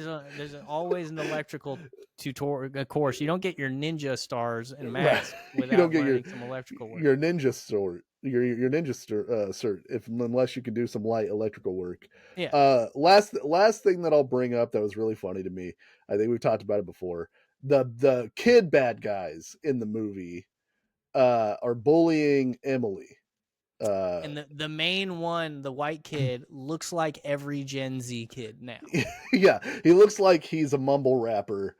And at one point, the crew is assembling, the bad guy crew, and the kid on the end who's wearing sunglasses walks into position and crosses his arms like that, which was very funny to me today when I watched it. But they steal Emily's bike, and Emily is friends with the 3 ninjas, and so then. She's Rocky's love interest. Rocky not girlfriend according to Rocky, but no, because girls have cooties, right? But he promises not a looker. See, This was the controversy I was trying from Refund Theater. I was trying to avoid but we were mean to Emily on Refund Theater. She's a writer. She's like a pretty prolific Hollywood writer now. You know what? Good for her. I'm sure she grew into her teeth, but it was a tough scene for Emily back in the day. They promised to get the bike back.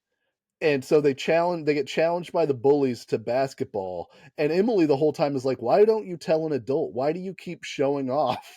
And I'm like, good point. Why go tell an adult that this kid stole your bike? But they're like, we got it. And he's like, so what's the game to? And they go, game's to 10, duh. And he goes, okay, we'll spot you 9. Why? Yeah. They already agreed to play you in basketball.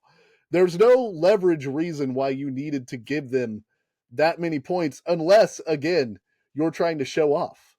They're badass ninja boys. And then they get defeated. I forgot they get beat. I thought they won, but they get beat. Yeah, they get one of them gets like fouled, and then the kid makes a shot, right? Yeah, they're playing to the ground or something. They're playing fucking 80s NBA rules, dude. Nobody's calling a foul in this game. Those were the things that really struck me as being particularly funny. I would like to take away wait. the best supporting actor of 1992 and give that best supporting actor to the three surfer dudes who are the kidnappers in this movie. They deserve every award. the SAG-AFTRA, the British Oscars, the regular Oscars. Those dudes are so funny in this movie. Yeah, I thought when you said those were the things that struck me as particularly funny, I thought you were moving on. I was like, wait. No, just those are things that struck me. The kidnappers. Those are logic things that struck me funny now that I'm an adult who's watched this movie and who hadn't in a long time. Yeah. Like the scene where the dad gets back in the car to leave killed me. So what is this movie doing? Whatever our introduction to the three thugs is they're in the gas station and they're holding like a surfing magazine horizontal so that it looks like they're looking at a centerfold, and the main guy's like, I wouldn't mind spending some time with this babe on a misbegotten beach, and then the camera reverses and it's a surfboard stuck in the sand. And they're all like, yeah, dude. Those guys are doing exquisite work in this movie. They're so funny. One of them was just a crew member. Like something happened where there was like a third guy. The third guy was like, I don't know if he got sick or if he he found out he wasn't getting paid, or I can't remember what happened, but there was a third guy that backed out at the last second. So they just brought a crew member in. Yeah. To be the third robber. And they were all just amazing. And they get thwarted with a laxative. Their van says die yuppie scum on it. That's great. And they're in the phone booth telling the guy who wants them to who hired him that they couldn't do it the night before because the FBI was there, and they're sticking Metallica stickers on the phone booth while the other guy's talking. Just every choice they made was hilarious to me. It's just beautiful. Yeah. So that all of that to say, Three Ninjas, I think that's these guys. Yeah, that dude on the right, the dude on the right in the red hat, was really, I thought, was funny today. Normally, I think it's the other guy on the far left, the not in the stomach little dude guy. I forgot not in the stomach little dude. After they drink the X-Lax, but man. that guy in the red hat was really funny. Yeah, those guys are amazing. They really do. Like, that was one that really hit us when we watched it for Refund Theater, was that it's as you get older, different things become the best part of each movie, and we're going to talk about that when we get to Heavyweights. Yeah. Those robbers, like, I always loved that scene. Like, it was great as a kid too, but like, you don't identify as much with the kids anymore. The Snyder, the bad guy's hilarious, but like, he's hilariously bad, you know. The grandpa, like nothing, but you see the robbers, and you're, as an adult, you're like, okay, those guys are hilarious. So yeah, it's Three Ninjas. It's 100% Three Ninjas. We gave the love to Surf Ninjas it needed, but yeah. The Goonies and the Sandlot. All right, so The Sandlot was directed by David Mikey Evans, released April the 7th, 1993, so just a little ahead of Little Big League, I believe. Um, over under 100 minutes for The Sandlot. Think about The Sandlot, how many times you've watched I'm it. going over. Barely over 102 minutes. Okay. You know? Man, they're all right around it. Yeah. I only have the box office number, which was 34.3 million. They didn't have the budget. But according to Wikipedia, worldwide VHS and DVD sales are estimated to be at $76 million, which I buy. Everybody bought The Sandlot, and we could spend a long time going over The Sandlot, or I think I'm gonna, even though The Goonies is like you know the archetype for this thing, The Sandlot, I think it wins for me. Yeah, and the Sand obviously a baseball kid, so like the Sandlot, those guys were my heroes growing up. But it's got like the Goonies has the romanticism of this pirate ship, but Right. the Sandlot has the romanticism of baseball, Americana, friend, like all of these things, and there were kids that had their own baseball field, Yeah. and there were also adult themes in the movie. There's the I don't know which I tend to think that. Let me think. It's In terms of jokes, they have about the same.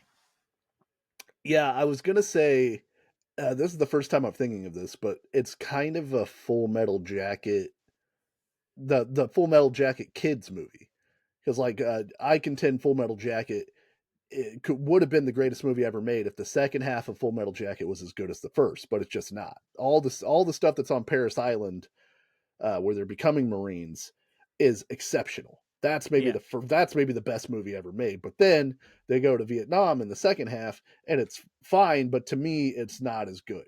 The Sandlot is split into two definitive pieces. Like there's all the baseball stuff and all the friendship stuff uh, in the first half. Then they beat the bullies, beat the brakes off of them, and do the tequila ride with the chew, which all of that stuff's hilarious. And then the second half of it is trying to get the Babe Ruth ball back from the monster that lives over the fence. So Yeah. you've got both of those things, because like the baseball stuff was cool when I was a kid, but it also has like they're coming up with traps and they're trying to come up with schemes, and like there's a monster element to this thing. Like it really is kind of perfect, and uh it captures like it's because it's set in the 50s, it captures this kind of nostalgia, but you also wanted that. You wanted a group of friends to go do everyday things with and also get into a big adventure with. Kind of like the Goonies. Like they're similar in a lot of ways, but the Sandlot just like maybe because it was such a huge thing for me as a Well, kid. it's more even if you didn't play sports, it's more relatable. Like you're not going to find a pirate ship in a Right. cave by your house, you know. Um, and I mean, you've this is a heavyweight title fight if I've ever seen one, with Hamilton the Babe Porter Right. versus freaking Chunk. You know what I Yeah. mean? Like this is Right. Fat Boy versus Fat Boy, and it depends on like what you like out of these two guys. Hamilton the Babe Porter probably had better mouthpiece, Right. probably better shit talker. Chunk is a little wackier, you know. Well, and monster Um, versus monster, because you've got sloth versus the Hercules the dog. Beast. Yeah, versus the beast. You got your nerdy kid who has the contraptions. Yeah. I think the Goonies maybe wins that one because Well, it's got because Data. The only yeah, real contraption in the Sandlot is like the sucker thing that they try to pick up the ball with, and then the Beast crimps like he crimps the hose. crimps the hose, and the whole Yeah, freaking treehouse explodes. but yeah, But I think it's I'm the very willing to Sandlot. go the Sandlot on this Yeah, one. yeah. Yeah. All right. D2 the Mighty Ducks versus Richie Rich. Dusty, you watched D2 the Mighty Ducks. I did. Directed by Sam Weisman, released March 25th, 1994. I should have looked when Mighty Ducks was released because this is a pretty quick turnaround, I think. Over under 100 minutes for D2. Oh fuck. this one's hard. Yeah. Under 106 minutes. Damn, dude, they're all just barely over. Box office 45.6 million. There's no word on the budget for this movie. This movie might not have been cheap because they had to do like full hockey scenes, you know. Yeah, it depends on how much they had to pay Emilio to come back, and Benny the Jet was already rip roaring by then, too, you right. Know what I mean? Well, and everybody, I watched this and like I I understand why I liked it so much as a kid, but it's got every trope that you want in it. They've got the montage of like, or they've got the introductory scene where there's the new kids and they don't get along and everybody's fighting, but every kid has a doppelganger that they're like up against. Yeah. Like, yeah, they've got like their guy that they match up with. There's the two Bash brothers. There's the girls. Like, there's a bunch of the goalies versus each other. The kids that are really good at hockey. Like everybody has their person that they're like up against, right? And then they have to do the like, oh, here's how we become a team, right? And then that works for a while, but then you need the second montage because they have to fall off. They have to fail, and so then after the Iceland game, Hans has to come in and tell Bombay to get his head out of his ass because he's gone all corporate. His head was in his ass pretty far too. Yeah, trying to get what we forgot was the shoe thing was his idea, right? Like, yeah, I don't even know. I don't think they ever released the shoe. No. I thought that there was a ad for it, but it's him pitching the loafer. And there's a funny part where he's talking to Kareem Abdul-Jabbar and he's like, no, it's like a loafer that like the coaches wear. And he's like, and Kareem Abdul-Jabbar goes, do you think there's enough kids that want to be coaches for that to work? And Amelia goes, yeah. He kind of like makes a face and it cuts away. Yeah. So, but then they have to do the second montage where it's like, now you have to really, we have to really work together, and like that's whenever they're setting up the Coke cans for Benny the Jet Rodriguez to try to learn how to stop. Well, and they had to there's a lot of really cringy things about this movie. Like they had to face off against the street players. Like who teach them how to be a real team.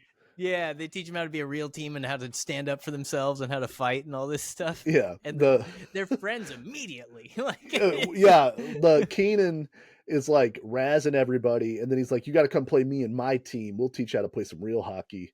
And then they go play street hockey, and it turns out that the best junior hockey players in the United States pretty good at street hockey already. It's just a regular hockey and rollerblades. This movie, big propaganda for rollerblades. Everybody's in rollerblades in this movie. Oh, I bought rollerblades because of this movie. There's a scene where Emilio Estevez is. Stick. I lived in Strathmore, California. There's no ice for 300 miles. Eskimos and igloos and ice.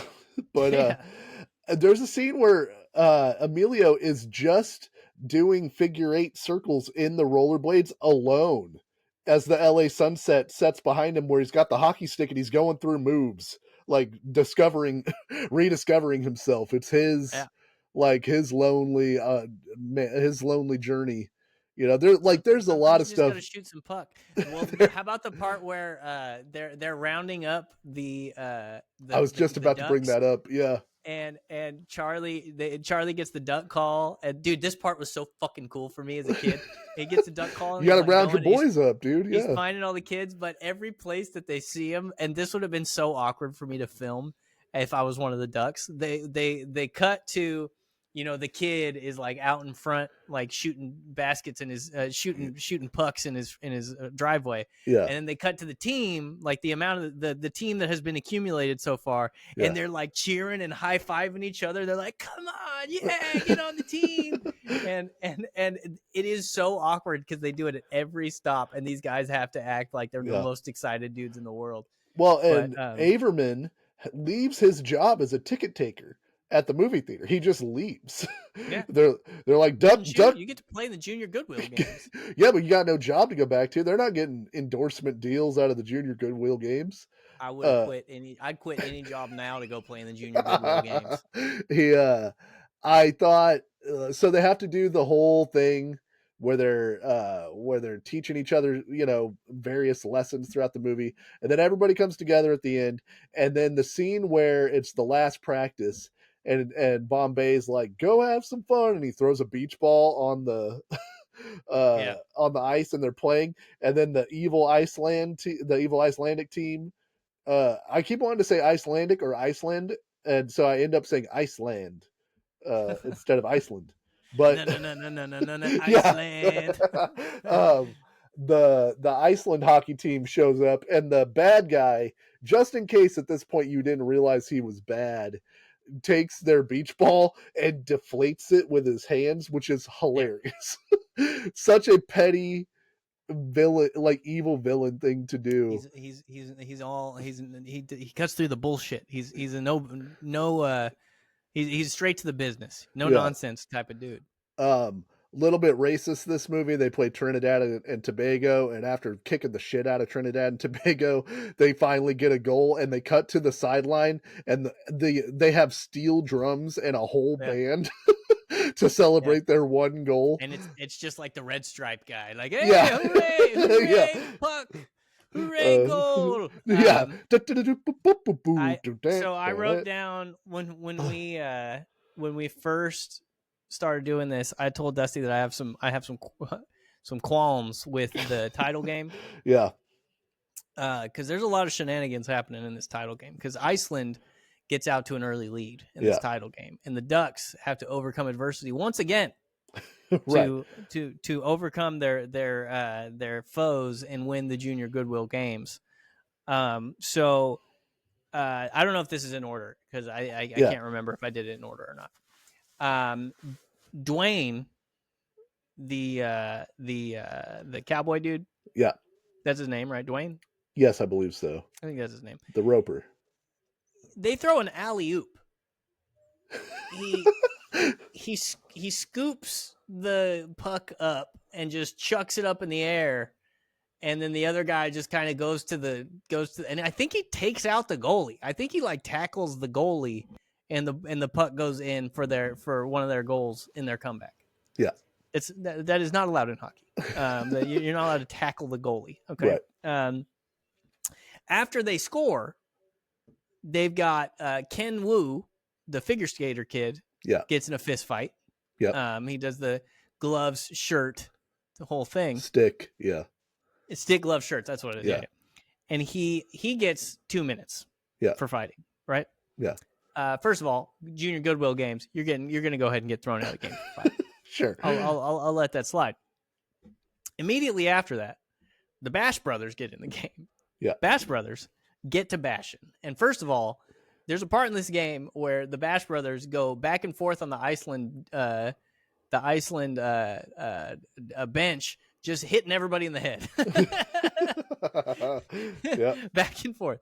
But so after they score a goal to come back against Iceland in this game, they have 3 guys in the penalty box at once. And they're acting like this is a good thing, right? Yeah. In hockey, that means you're down 3 guys. That's a 5-2 power play. That's a 5-on-2 power play. You got no fucking shot against Iceland in a 5-2 power play. Against Gunnar?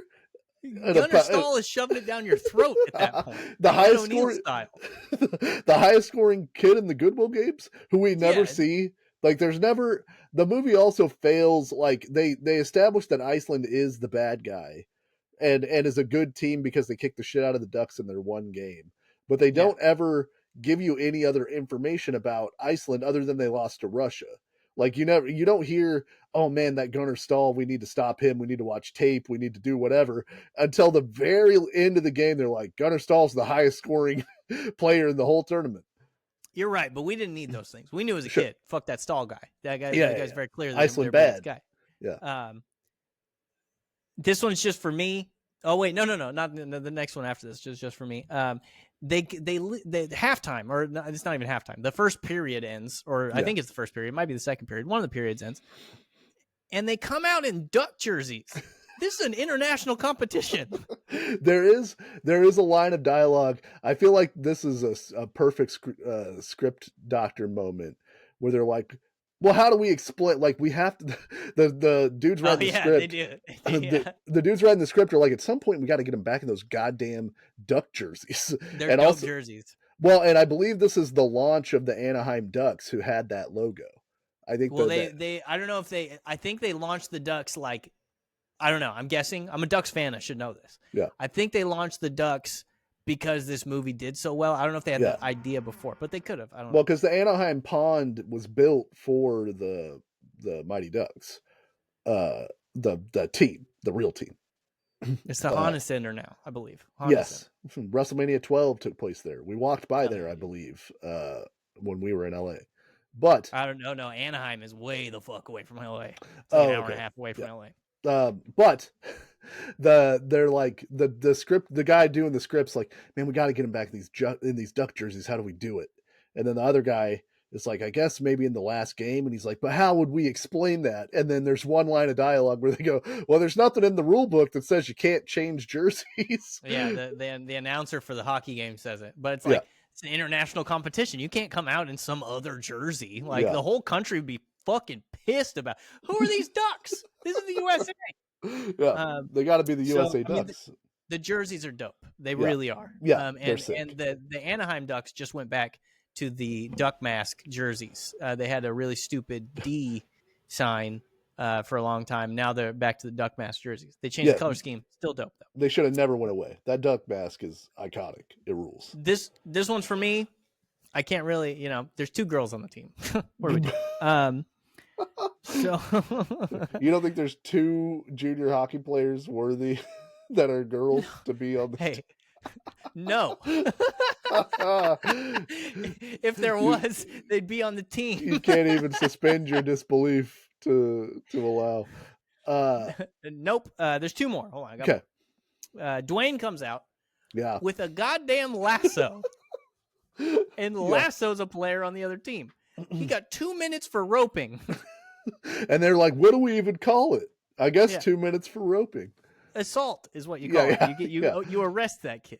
And then this one, I mean, they could have gotten out of the way of this one. Knuckle puck goes in straight to penalties.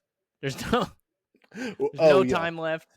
Like straight into penalties. But anyway, those were my quarrels. Yeah, I think like the movie fails to really explain, because like the referee in the first Iceland game is throwing people out of that game left and right. The Bash brother gets thrown out immediately. Yeah, for lesser offenses than lassoing the other player. Freaking literally hogtied a man on national television. Maybe they're like, it's the finals, it's playoff rules. We gotta let it go. Anyways, it's Mighty Ducks. It's Mighty Ducks. Yeah, we have. We didn't talk about it in the first round, but Mighty Ducks is the one. They sing "We Are the Champions." Yep. At the end. First time I ever heard "We Are the Champions." By the way, Mighty Ducks does have De Nunez, the pitcher from Sandlot. Yes. It's got Benny the Jet Rodriguez. Yep. It's got Keenan from Heavyweights. Yep. Julie the cat is in Rookie of the Year. She is in Rookie of the Year. She's the love interest in Rookie of the Year. That's a good call. Yeah. Good call. And the guy from freaking Dawson's Creek. So, Home Alone versus Heavyweights. Dusty. Yeah. All right, let's do our Heavyweights spiel. Heavyweights, directed by Stephen Brill, released February 17th, 1995. Over under 100 minutes. Under. 97 minutes. Hell yeah, dude. You guys nailed it. Brill knows what he's doing. Budget 10 million, box office 17.7 million. I don't have any other information on it, but I definitely owned this VHS. So I I don't know if I did. I just remember this was like I've rented all these movies a Yeah. million times. In But the interest of briskness, yeah. I will merely say that Heavyweights wins this for me based on the fact that no performance in Home Alone is better than Ben Stiller's performance in Heavyweights. Ben Stiller is so Ouch. goddamn funny in this movie. Huh? Yeah, he's ouch when he Yeah. steps in the glass. Yeah, that's what we were gonna talk about when I said that like you watch different things. Like when I was a kid, Lars was the funniest part of this movie. The kids were cool as shit. There Yeah. was go-karts. There was the Apache relay. There's like all the cool kid things. Yeah. And oh, by the way, this movie also has Goldberg. So there's That's right. Yes. another one across. But when I was a kid, Lars was the funniest. Lars from this movie was the funniest thing in any movie that ever existed. And Yeah. I still stand by the fact that Lars is very funny in this movie. When I sleep, I make a very disturbing sound. Do not be alarmed. I am fine. Yes. And I When he's hate you kill- when he's when he's killing the blob and he's just yelling "die" as he stabs die. it. Yeah. And Buddy and all that shit. Yeah. But upon watching it as an adult, Ben Stiller is the funniest part of this movie, and Ben Stiller is unbelievably good. Tony Perkis is like that.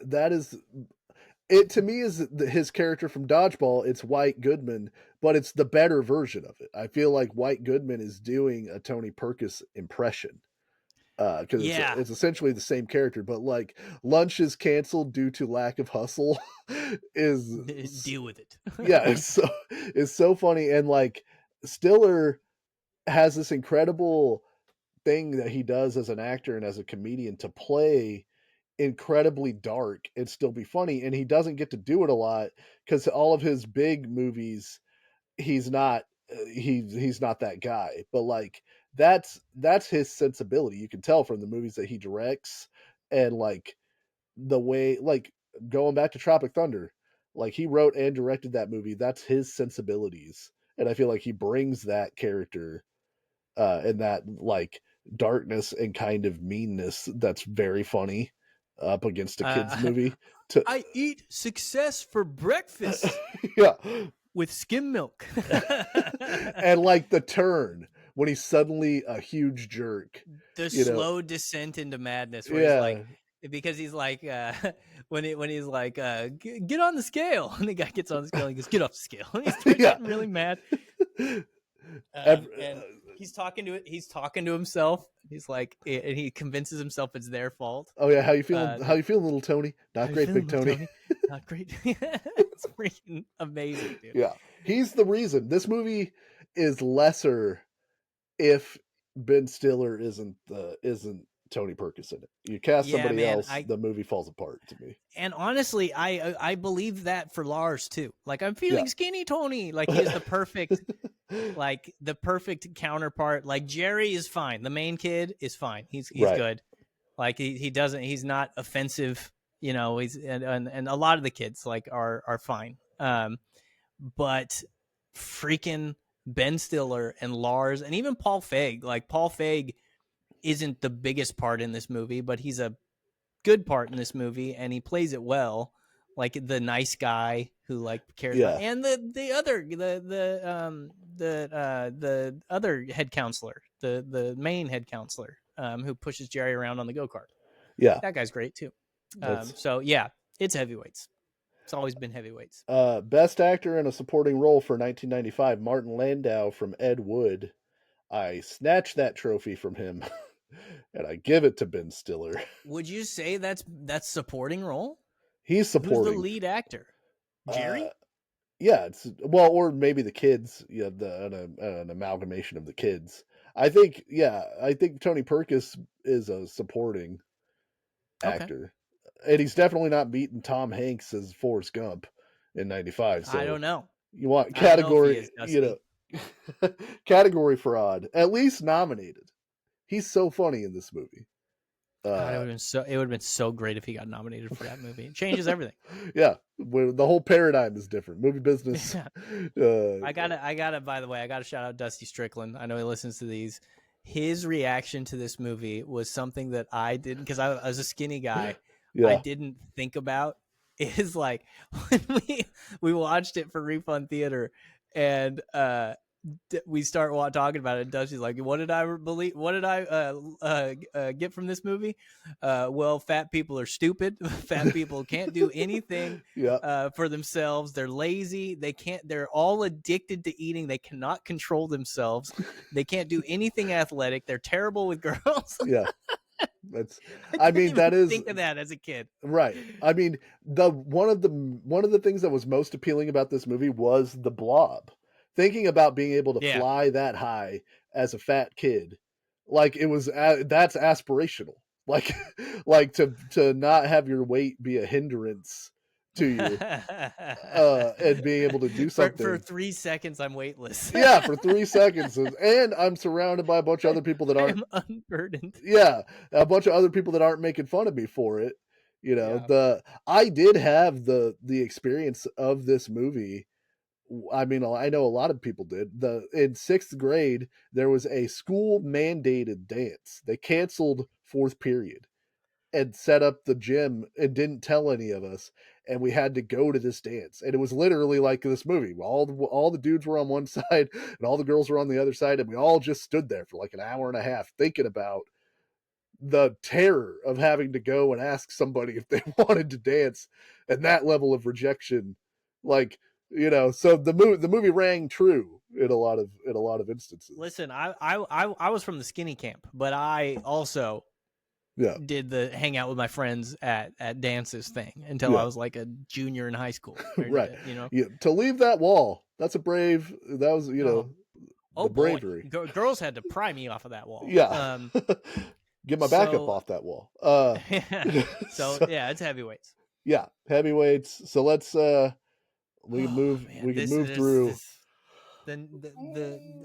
The Mighty Ducks versus the heavyweights is what I'm looking at right now. Yeah. That I have to decide that yet. But Three Ninjas versus the Sandlot. Three Ninjas is,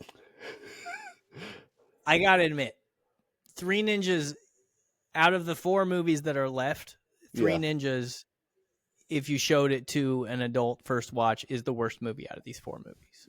By Mighty probably Ducks 2 quite a was bit. pretty bad. It is. Yeah, It's you just watched both of them, so yeah. but I haven't seen Three Ninjas in a few years, but like it's the Mighty Ducks 2 is about hockey, and the Three Ninjas are about ninjas. Yeah, I think the Sandlot wins. I think the acting uh in the Sandlot is much better. And I think the story makes more sense. Three Ninjas is fun because it's so absurd, but the Sandlot is like a mostly grounded story, that has like real heart to it, and like you come away like the end whenever Benny and I can't remember the other kid's name, the main kid, when they're still friends and you realize that he's Smalls. calling Smalls, yeah, and you realize that he's calling the Dodgers game for his friend, like Yeah. that's great, man. So to me, I it's think the that's the Sandlot. director of the movie, by the way, who's playing Old Smalls. Oh, that you might be right.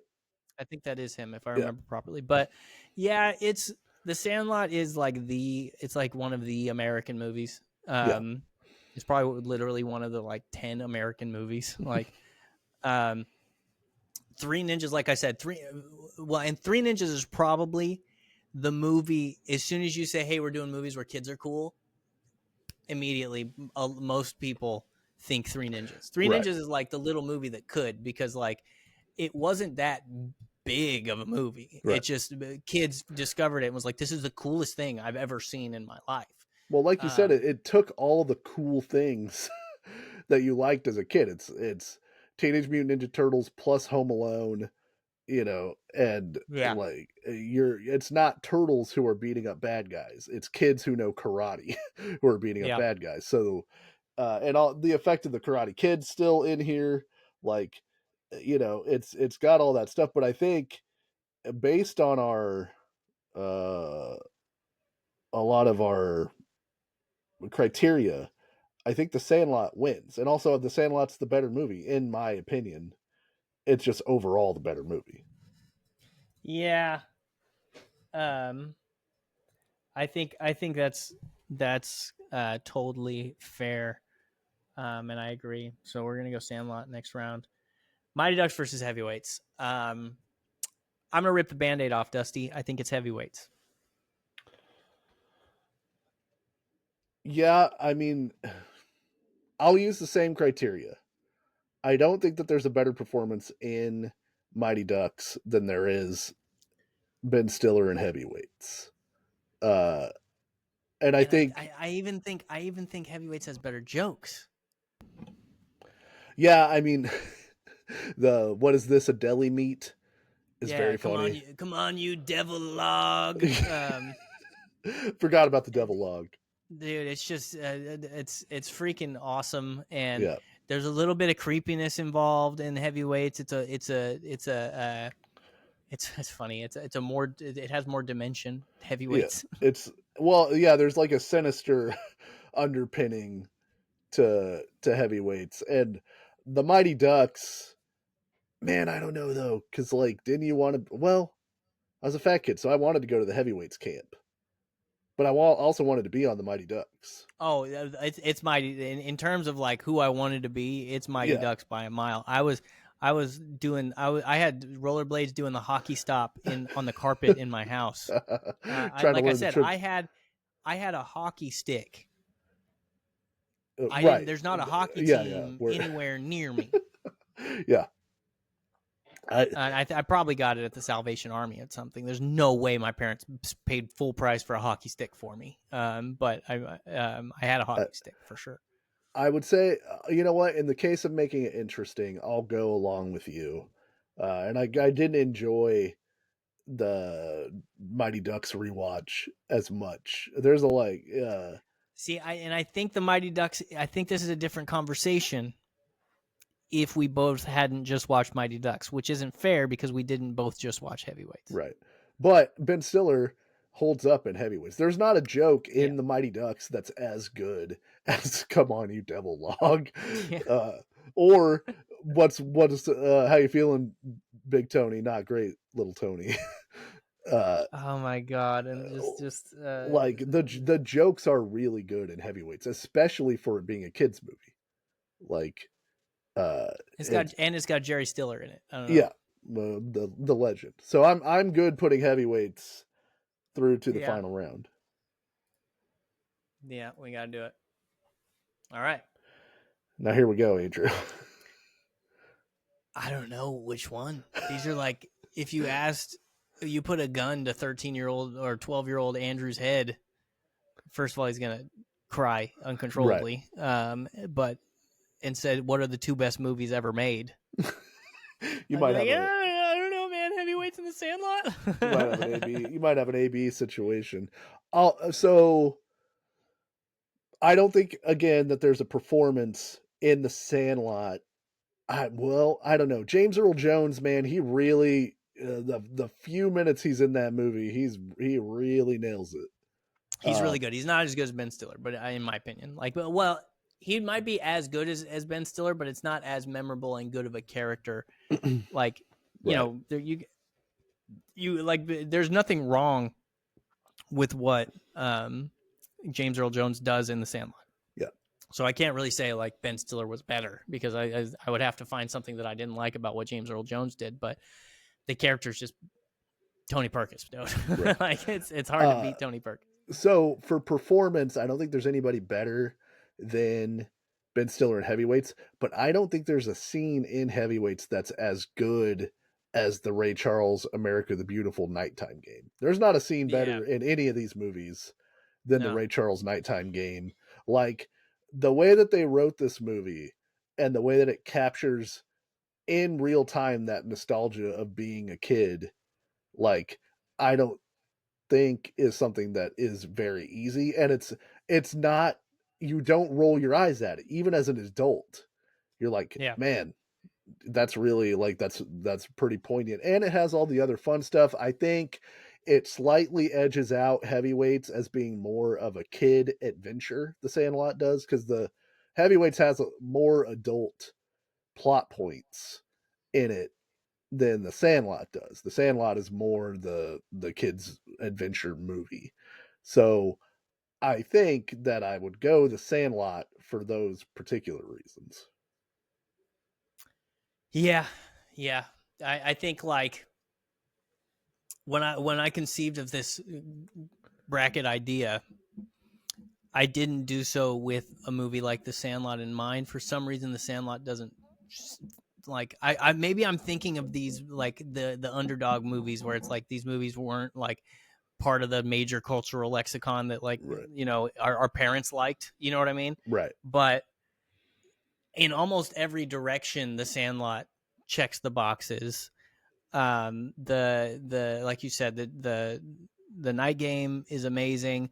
The night game happening at like a block party, which is kind of like a dead thing now because people have been convinced that going outside you're going to get kidnapped. Right. Which is Yeah. like just not true, but like like people are just sure that they can't let their kid go to the store anymore. Literally the Um, safest time to be alive, but that's fine. yeah, But it's unbelievable. People yeah. just don't let their kids outside because I understand. I mean, I understand being scared. I get Right. scared. I don't let my cat outside.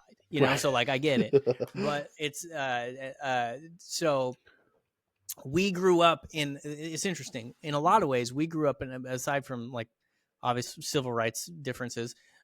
We grew up in an America that was a lot more similar to the 1950s America that The Sandlot portrays, or 1960s America that The Sandlot portrays, Right. than today's America. So it's like a time capsule to a world that we remember, and I think that's part of the reason that a lot of people still identify with that movie so much. It captured this spirit of Yeah. life There's at a the there's a time. timelessness to it that really uh that persists, that holds on no matter when you watch it.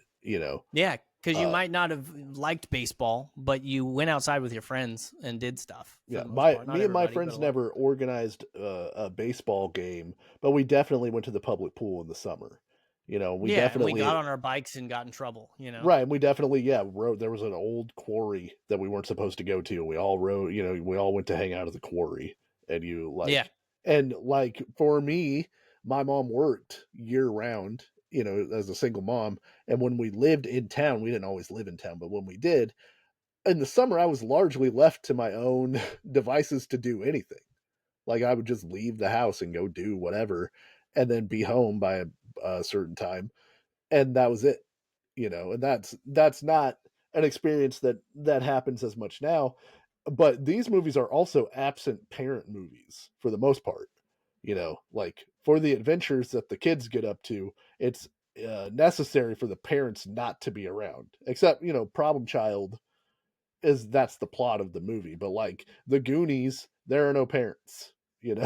Like uh yeah. Three Ninjas has parents, but the dad is not around all the time. The mom cares a lot, but she can't really always.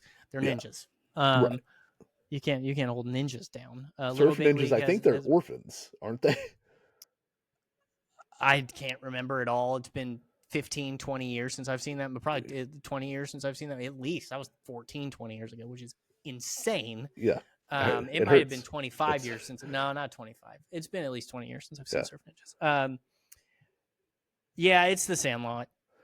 The Yeah, Sandlot has to win this. it's the great, like, I don't know. It's even if you don't care about baseball at all, this movie is like is still something that you watch and is great. And like I said, it's got both things.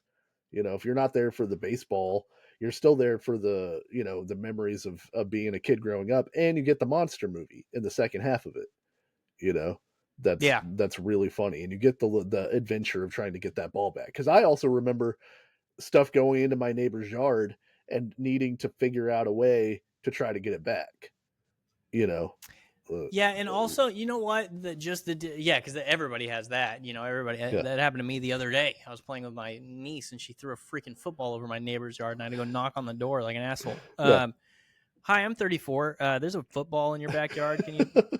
yeah, But I have a differentiator. I mean, we go back to these are cool kid movies. Yeah. There's not a cooler kid than Benny the Jet Rodriguez. No. I mean, he's the It's glue. He holds he holds that whole team together. You know, they're like, once Benny, they even say it in the movie, once Benny left, everybody else just started leaving, you know. Yeah. And it was like the beginning of the movie is like Benny the Jet Rodriguez did one of the craziest thing any of us had ever seen.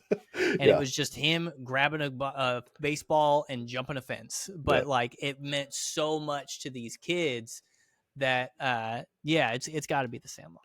I forgot to mention in my Three Ninjas breakdown, they're telling the story that's already happened. I forgot that this is like there's voiceover at the beginning. That's like, Oh, I forgot about that. Yeah, yeah, it's the kids telling the story, it's already happened. Yeah, which is very funny. and they're having a little banter. Yeah, oh yeah, because they don't know who's telling the story, right, or whatever. So Yeah, that's it. You know, we didn't mean to go chalk, but I think in some of these things you realize like Sandlot's just you know, to me, the movie for the bracket that we're doing. You know, it's not the best movie ever made, but it's like for this particular list that we created, I think it deserves to be the winner.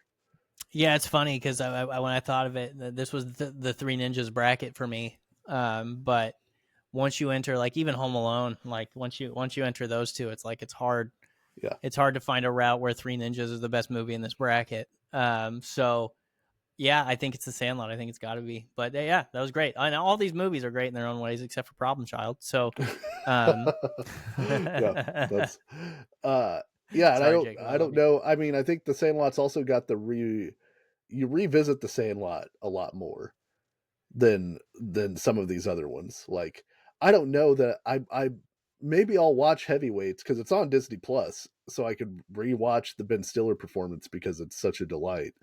But Talking about this has made me want to go and rewatch Heavyweights. Well, I was at my girlfriend's house last summer, and all of her nephews play baseball, and like I was on her brother's baseball teams all growing up. Her dad coached me, all that stuff, and all of her nephews now play baseball, and they're like the Sandlot loving age.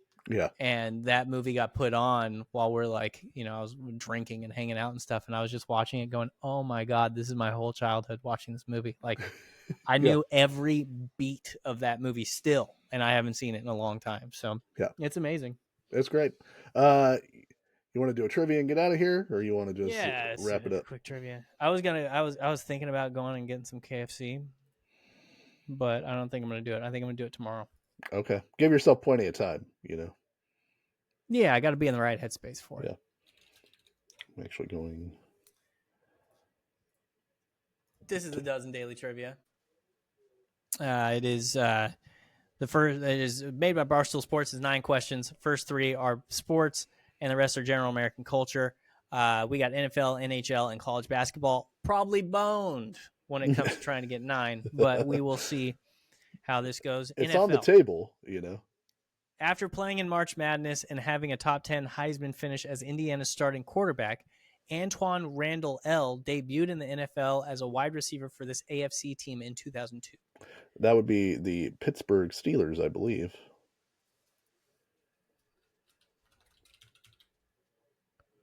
Hell yeah, dude. I for some reason the Giants were what popped into my head. So Dusty nailed that. Nice job.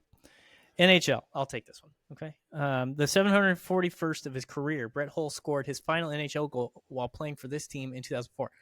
I don't know. I think Brett Hull played for the Penguins, but I think he's like famously a Penguin. Yeah. So like, I want to maybe say the Red Wings. The Red Wings was what I was thinking. All right, let's go Red Wings. Yeah, look at us, bro. Oh, dude. 9's on the table. We're big puck heads, bro. It's coming back around. Basketball now. College basketball. That one's tough. We'll see how this goes. This Georgia State shooting guard. Georgia State? There's a Georgia State? We're 8's on the table, Dusty. Yeah. This Georgia State shooting guard won Sun Belt Player of the Year in 2014 and 2015 and is most known for hitting a game winner to upset 3-seed Baylor in the 2015 tournament. Oh, yeah. Guy we definitely know. He went to Georgia State.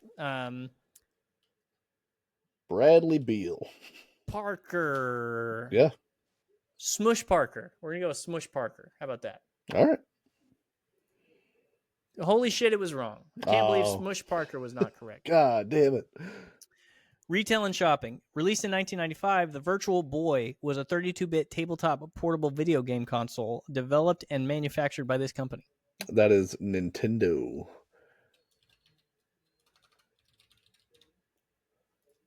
Hell yeah. I would not have guessed Nintendo because I would have assumed that Nintendo was too obvious. They had a setup of that, like a demo station of that at the Target, where my mom used to take me, and I remember playing it for a while one time, and then because it was all it was red, the screen for Virtual Boy, but I remember playing it for a while, and then I took my head out of the display screen, and I couldn't see. And I was like, well, I don't think this is gonna take off if it's gonna blind everybody with infrared. Yeah. Yeah. Was it fun? Did you have fun? They only had the Mario Tennis, and it was not super fun. It was okay. Celebrity mashup. That is Tommy Lee Jones and Alexandra Daddario. Sure. You know a Daddario, so I'm gonna. I definitely know a Daddario. Yeah. Those eyes. These eyes. I don't see a lot of love, but they never gonna see another one like I have you. Hell yeah, dude, nailed it. Redemption after the Hackman Jackman issue scenario. Chain restaurants. In 2021, this chain, known for donuts and coffee, collaborated and offered Justin Bieber inspired menu items. I believe that is. I always think of Dunkin'. I think it's Tim Hortons. Because it's Canadian. Yeah. See, I would have gotten this wrong. Good call, dude. Hell yeah. Tim Hortons. I don't know why I'm still Boston. I can't do a Canadian accent. That's why. The banana stand, the stair car, and Never Nude Syndrome are references to what Emmy-winning sitcom that debuted on Fox in 2003. That is Arrested Development. That is Arrested Development. How much can a banana cost, Michael? $10? I know Never Nude because our friend Andrew used to always tell me that him and his wife are never nudes. Yeah, that's very funny. That show, the first 3 seasons of that show, I'd put up as some of the funniest TV of all time. I didn't watch all. It's a Breaking Bad situation. Enjoyed the hell out of it. Didn't finish it, but I did enjoy it. Movies. A remake of a 1987. A remake of a 1987 film, except with a different title. Nick Cannon and Christina Milian starred in this 2003 teen comedy. Wait, what? How's it a remake of a 1987 movie if they changed the title? You can change the title. So it's Drumline. That's what I'm thinking. No.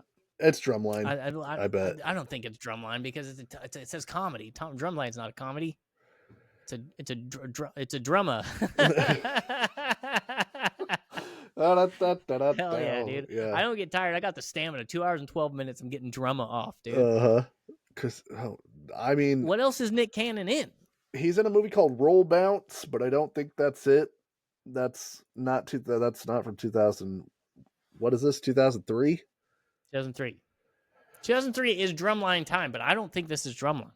I think it might be Drumline.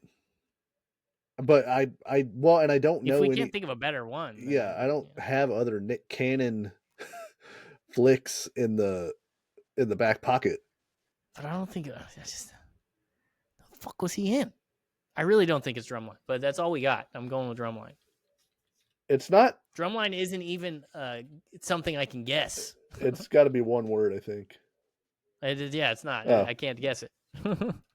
Is he in Two Can Play at That Game? Is that him?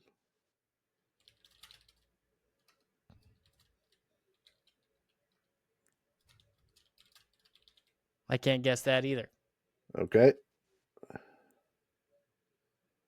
What the fuck, dude? How's a Nick Cannon movie getting us, bro? Movies are our shit. We got the NHL question right, Dusty. 87. It's a remake.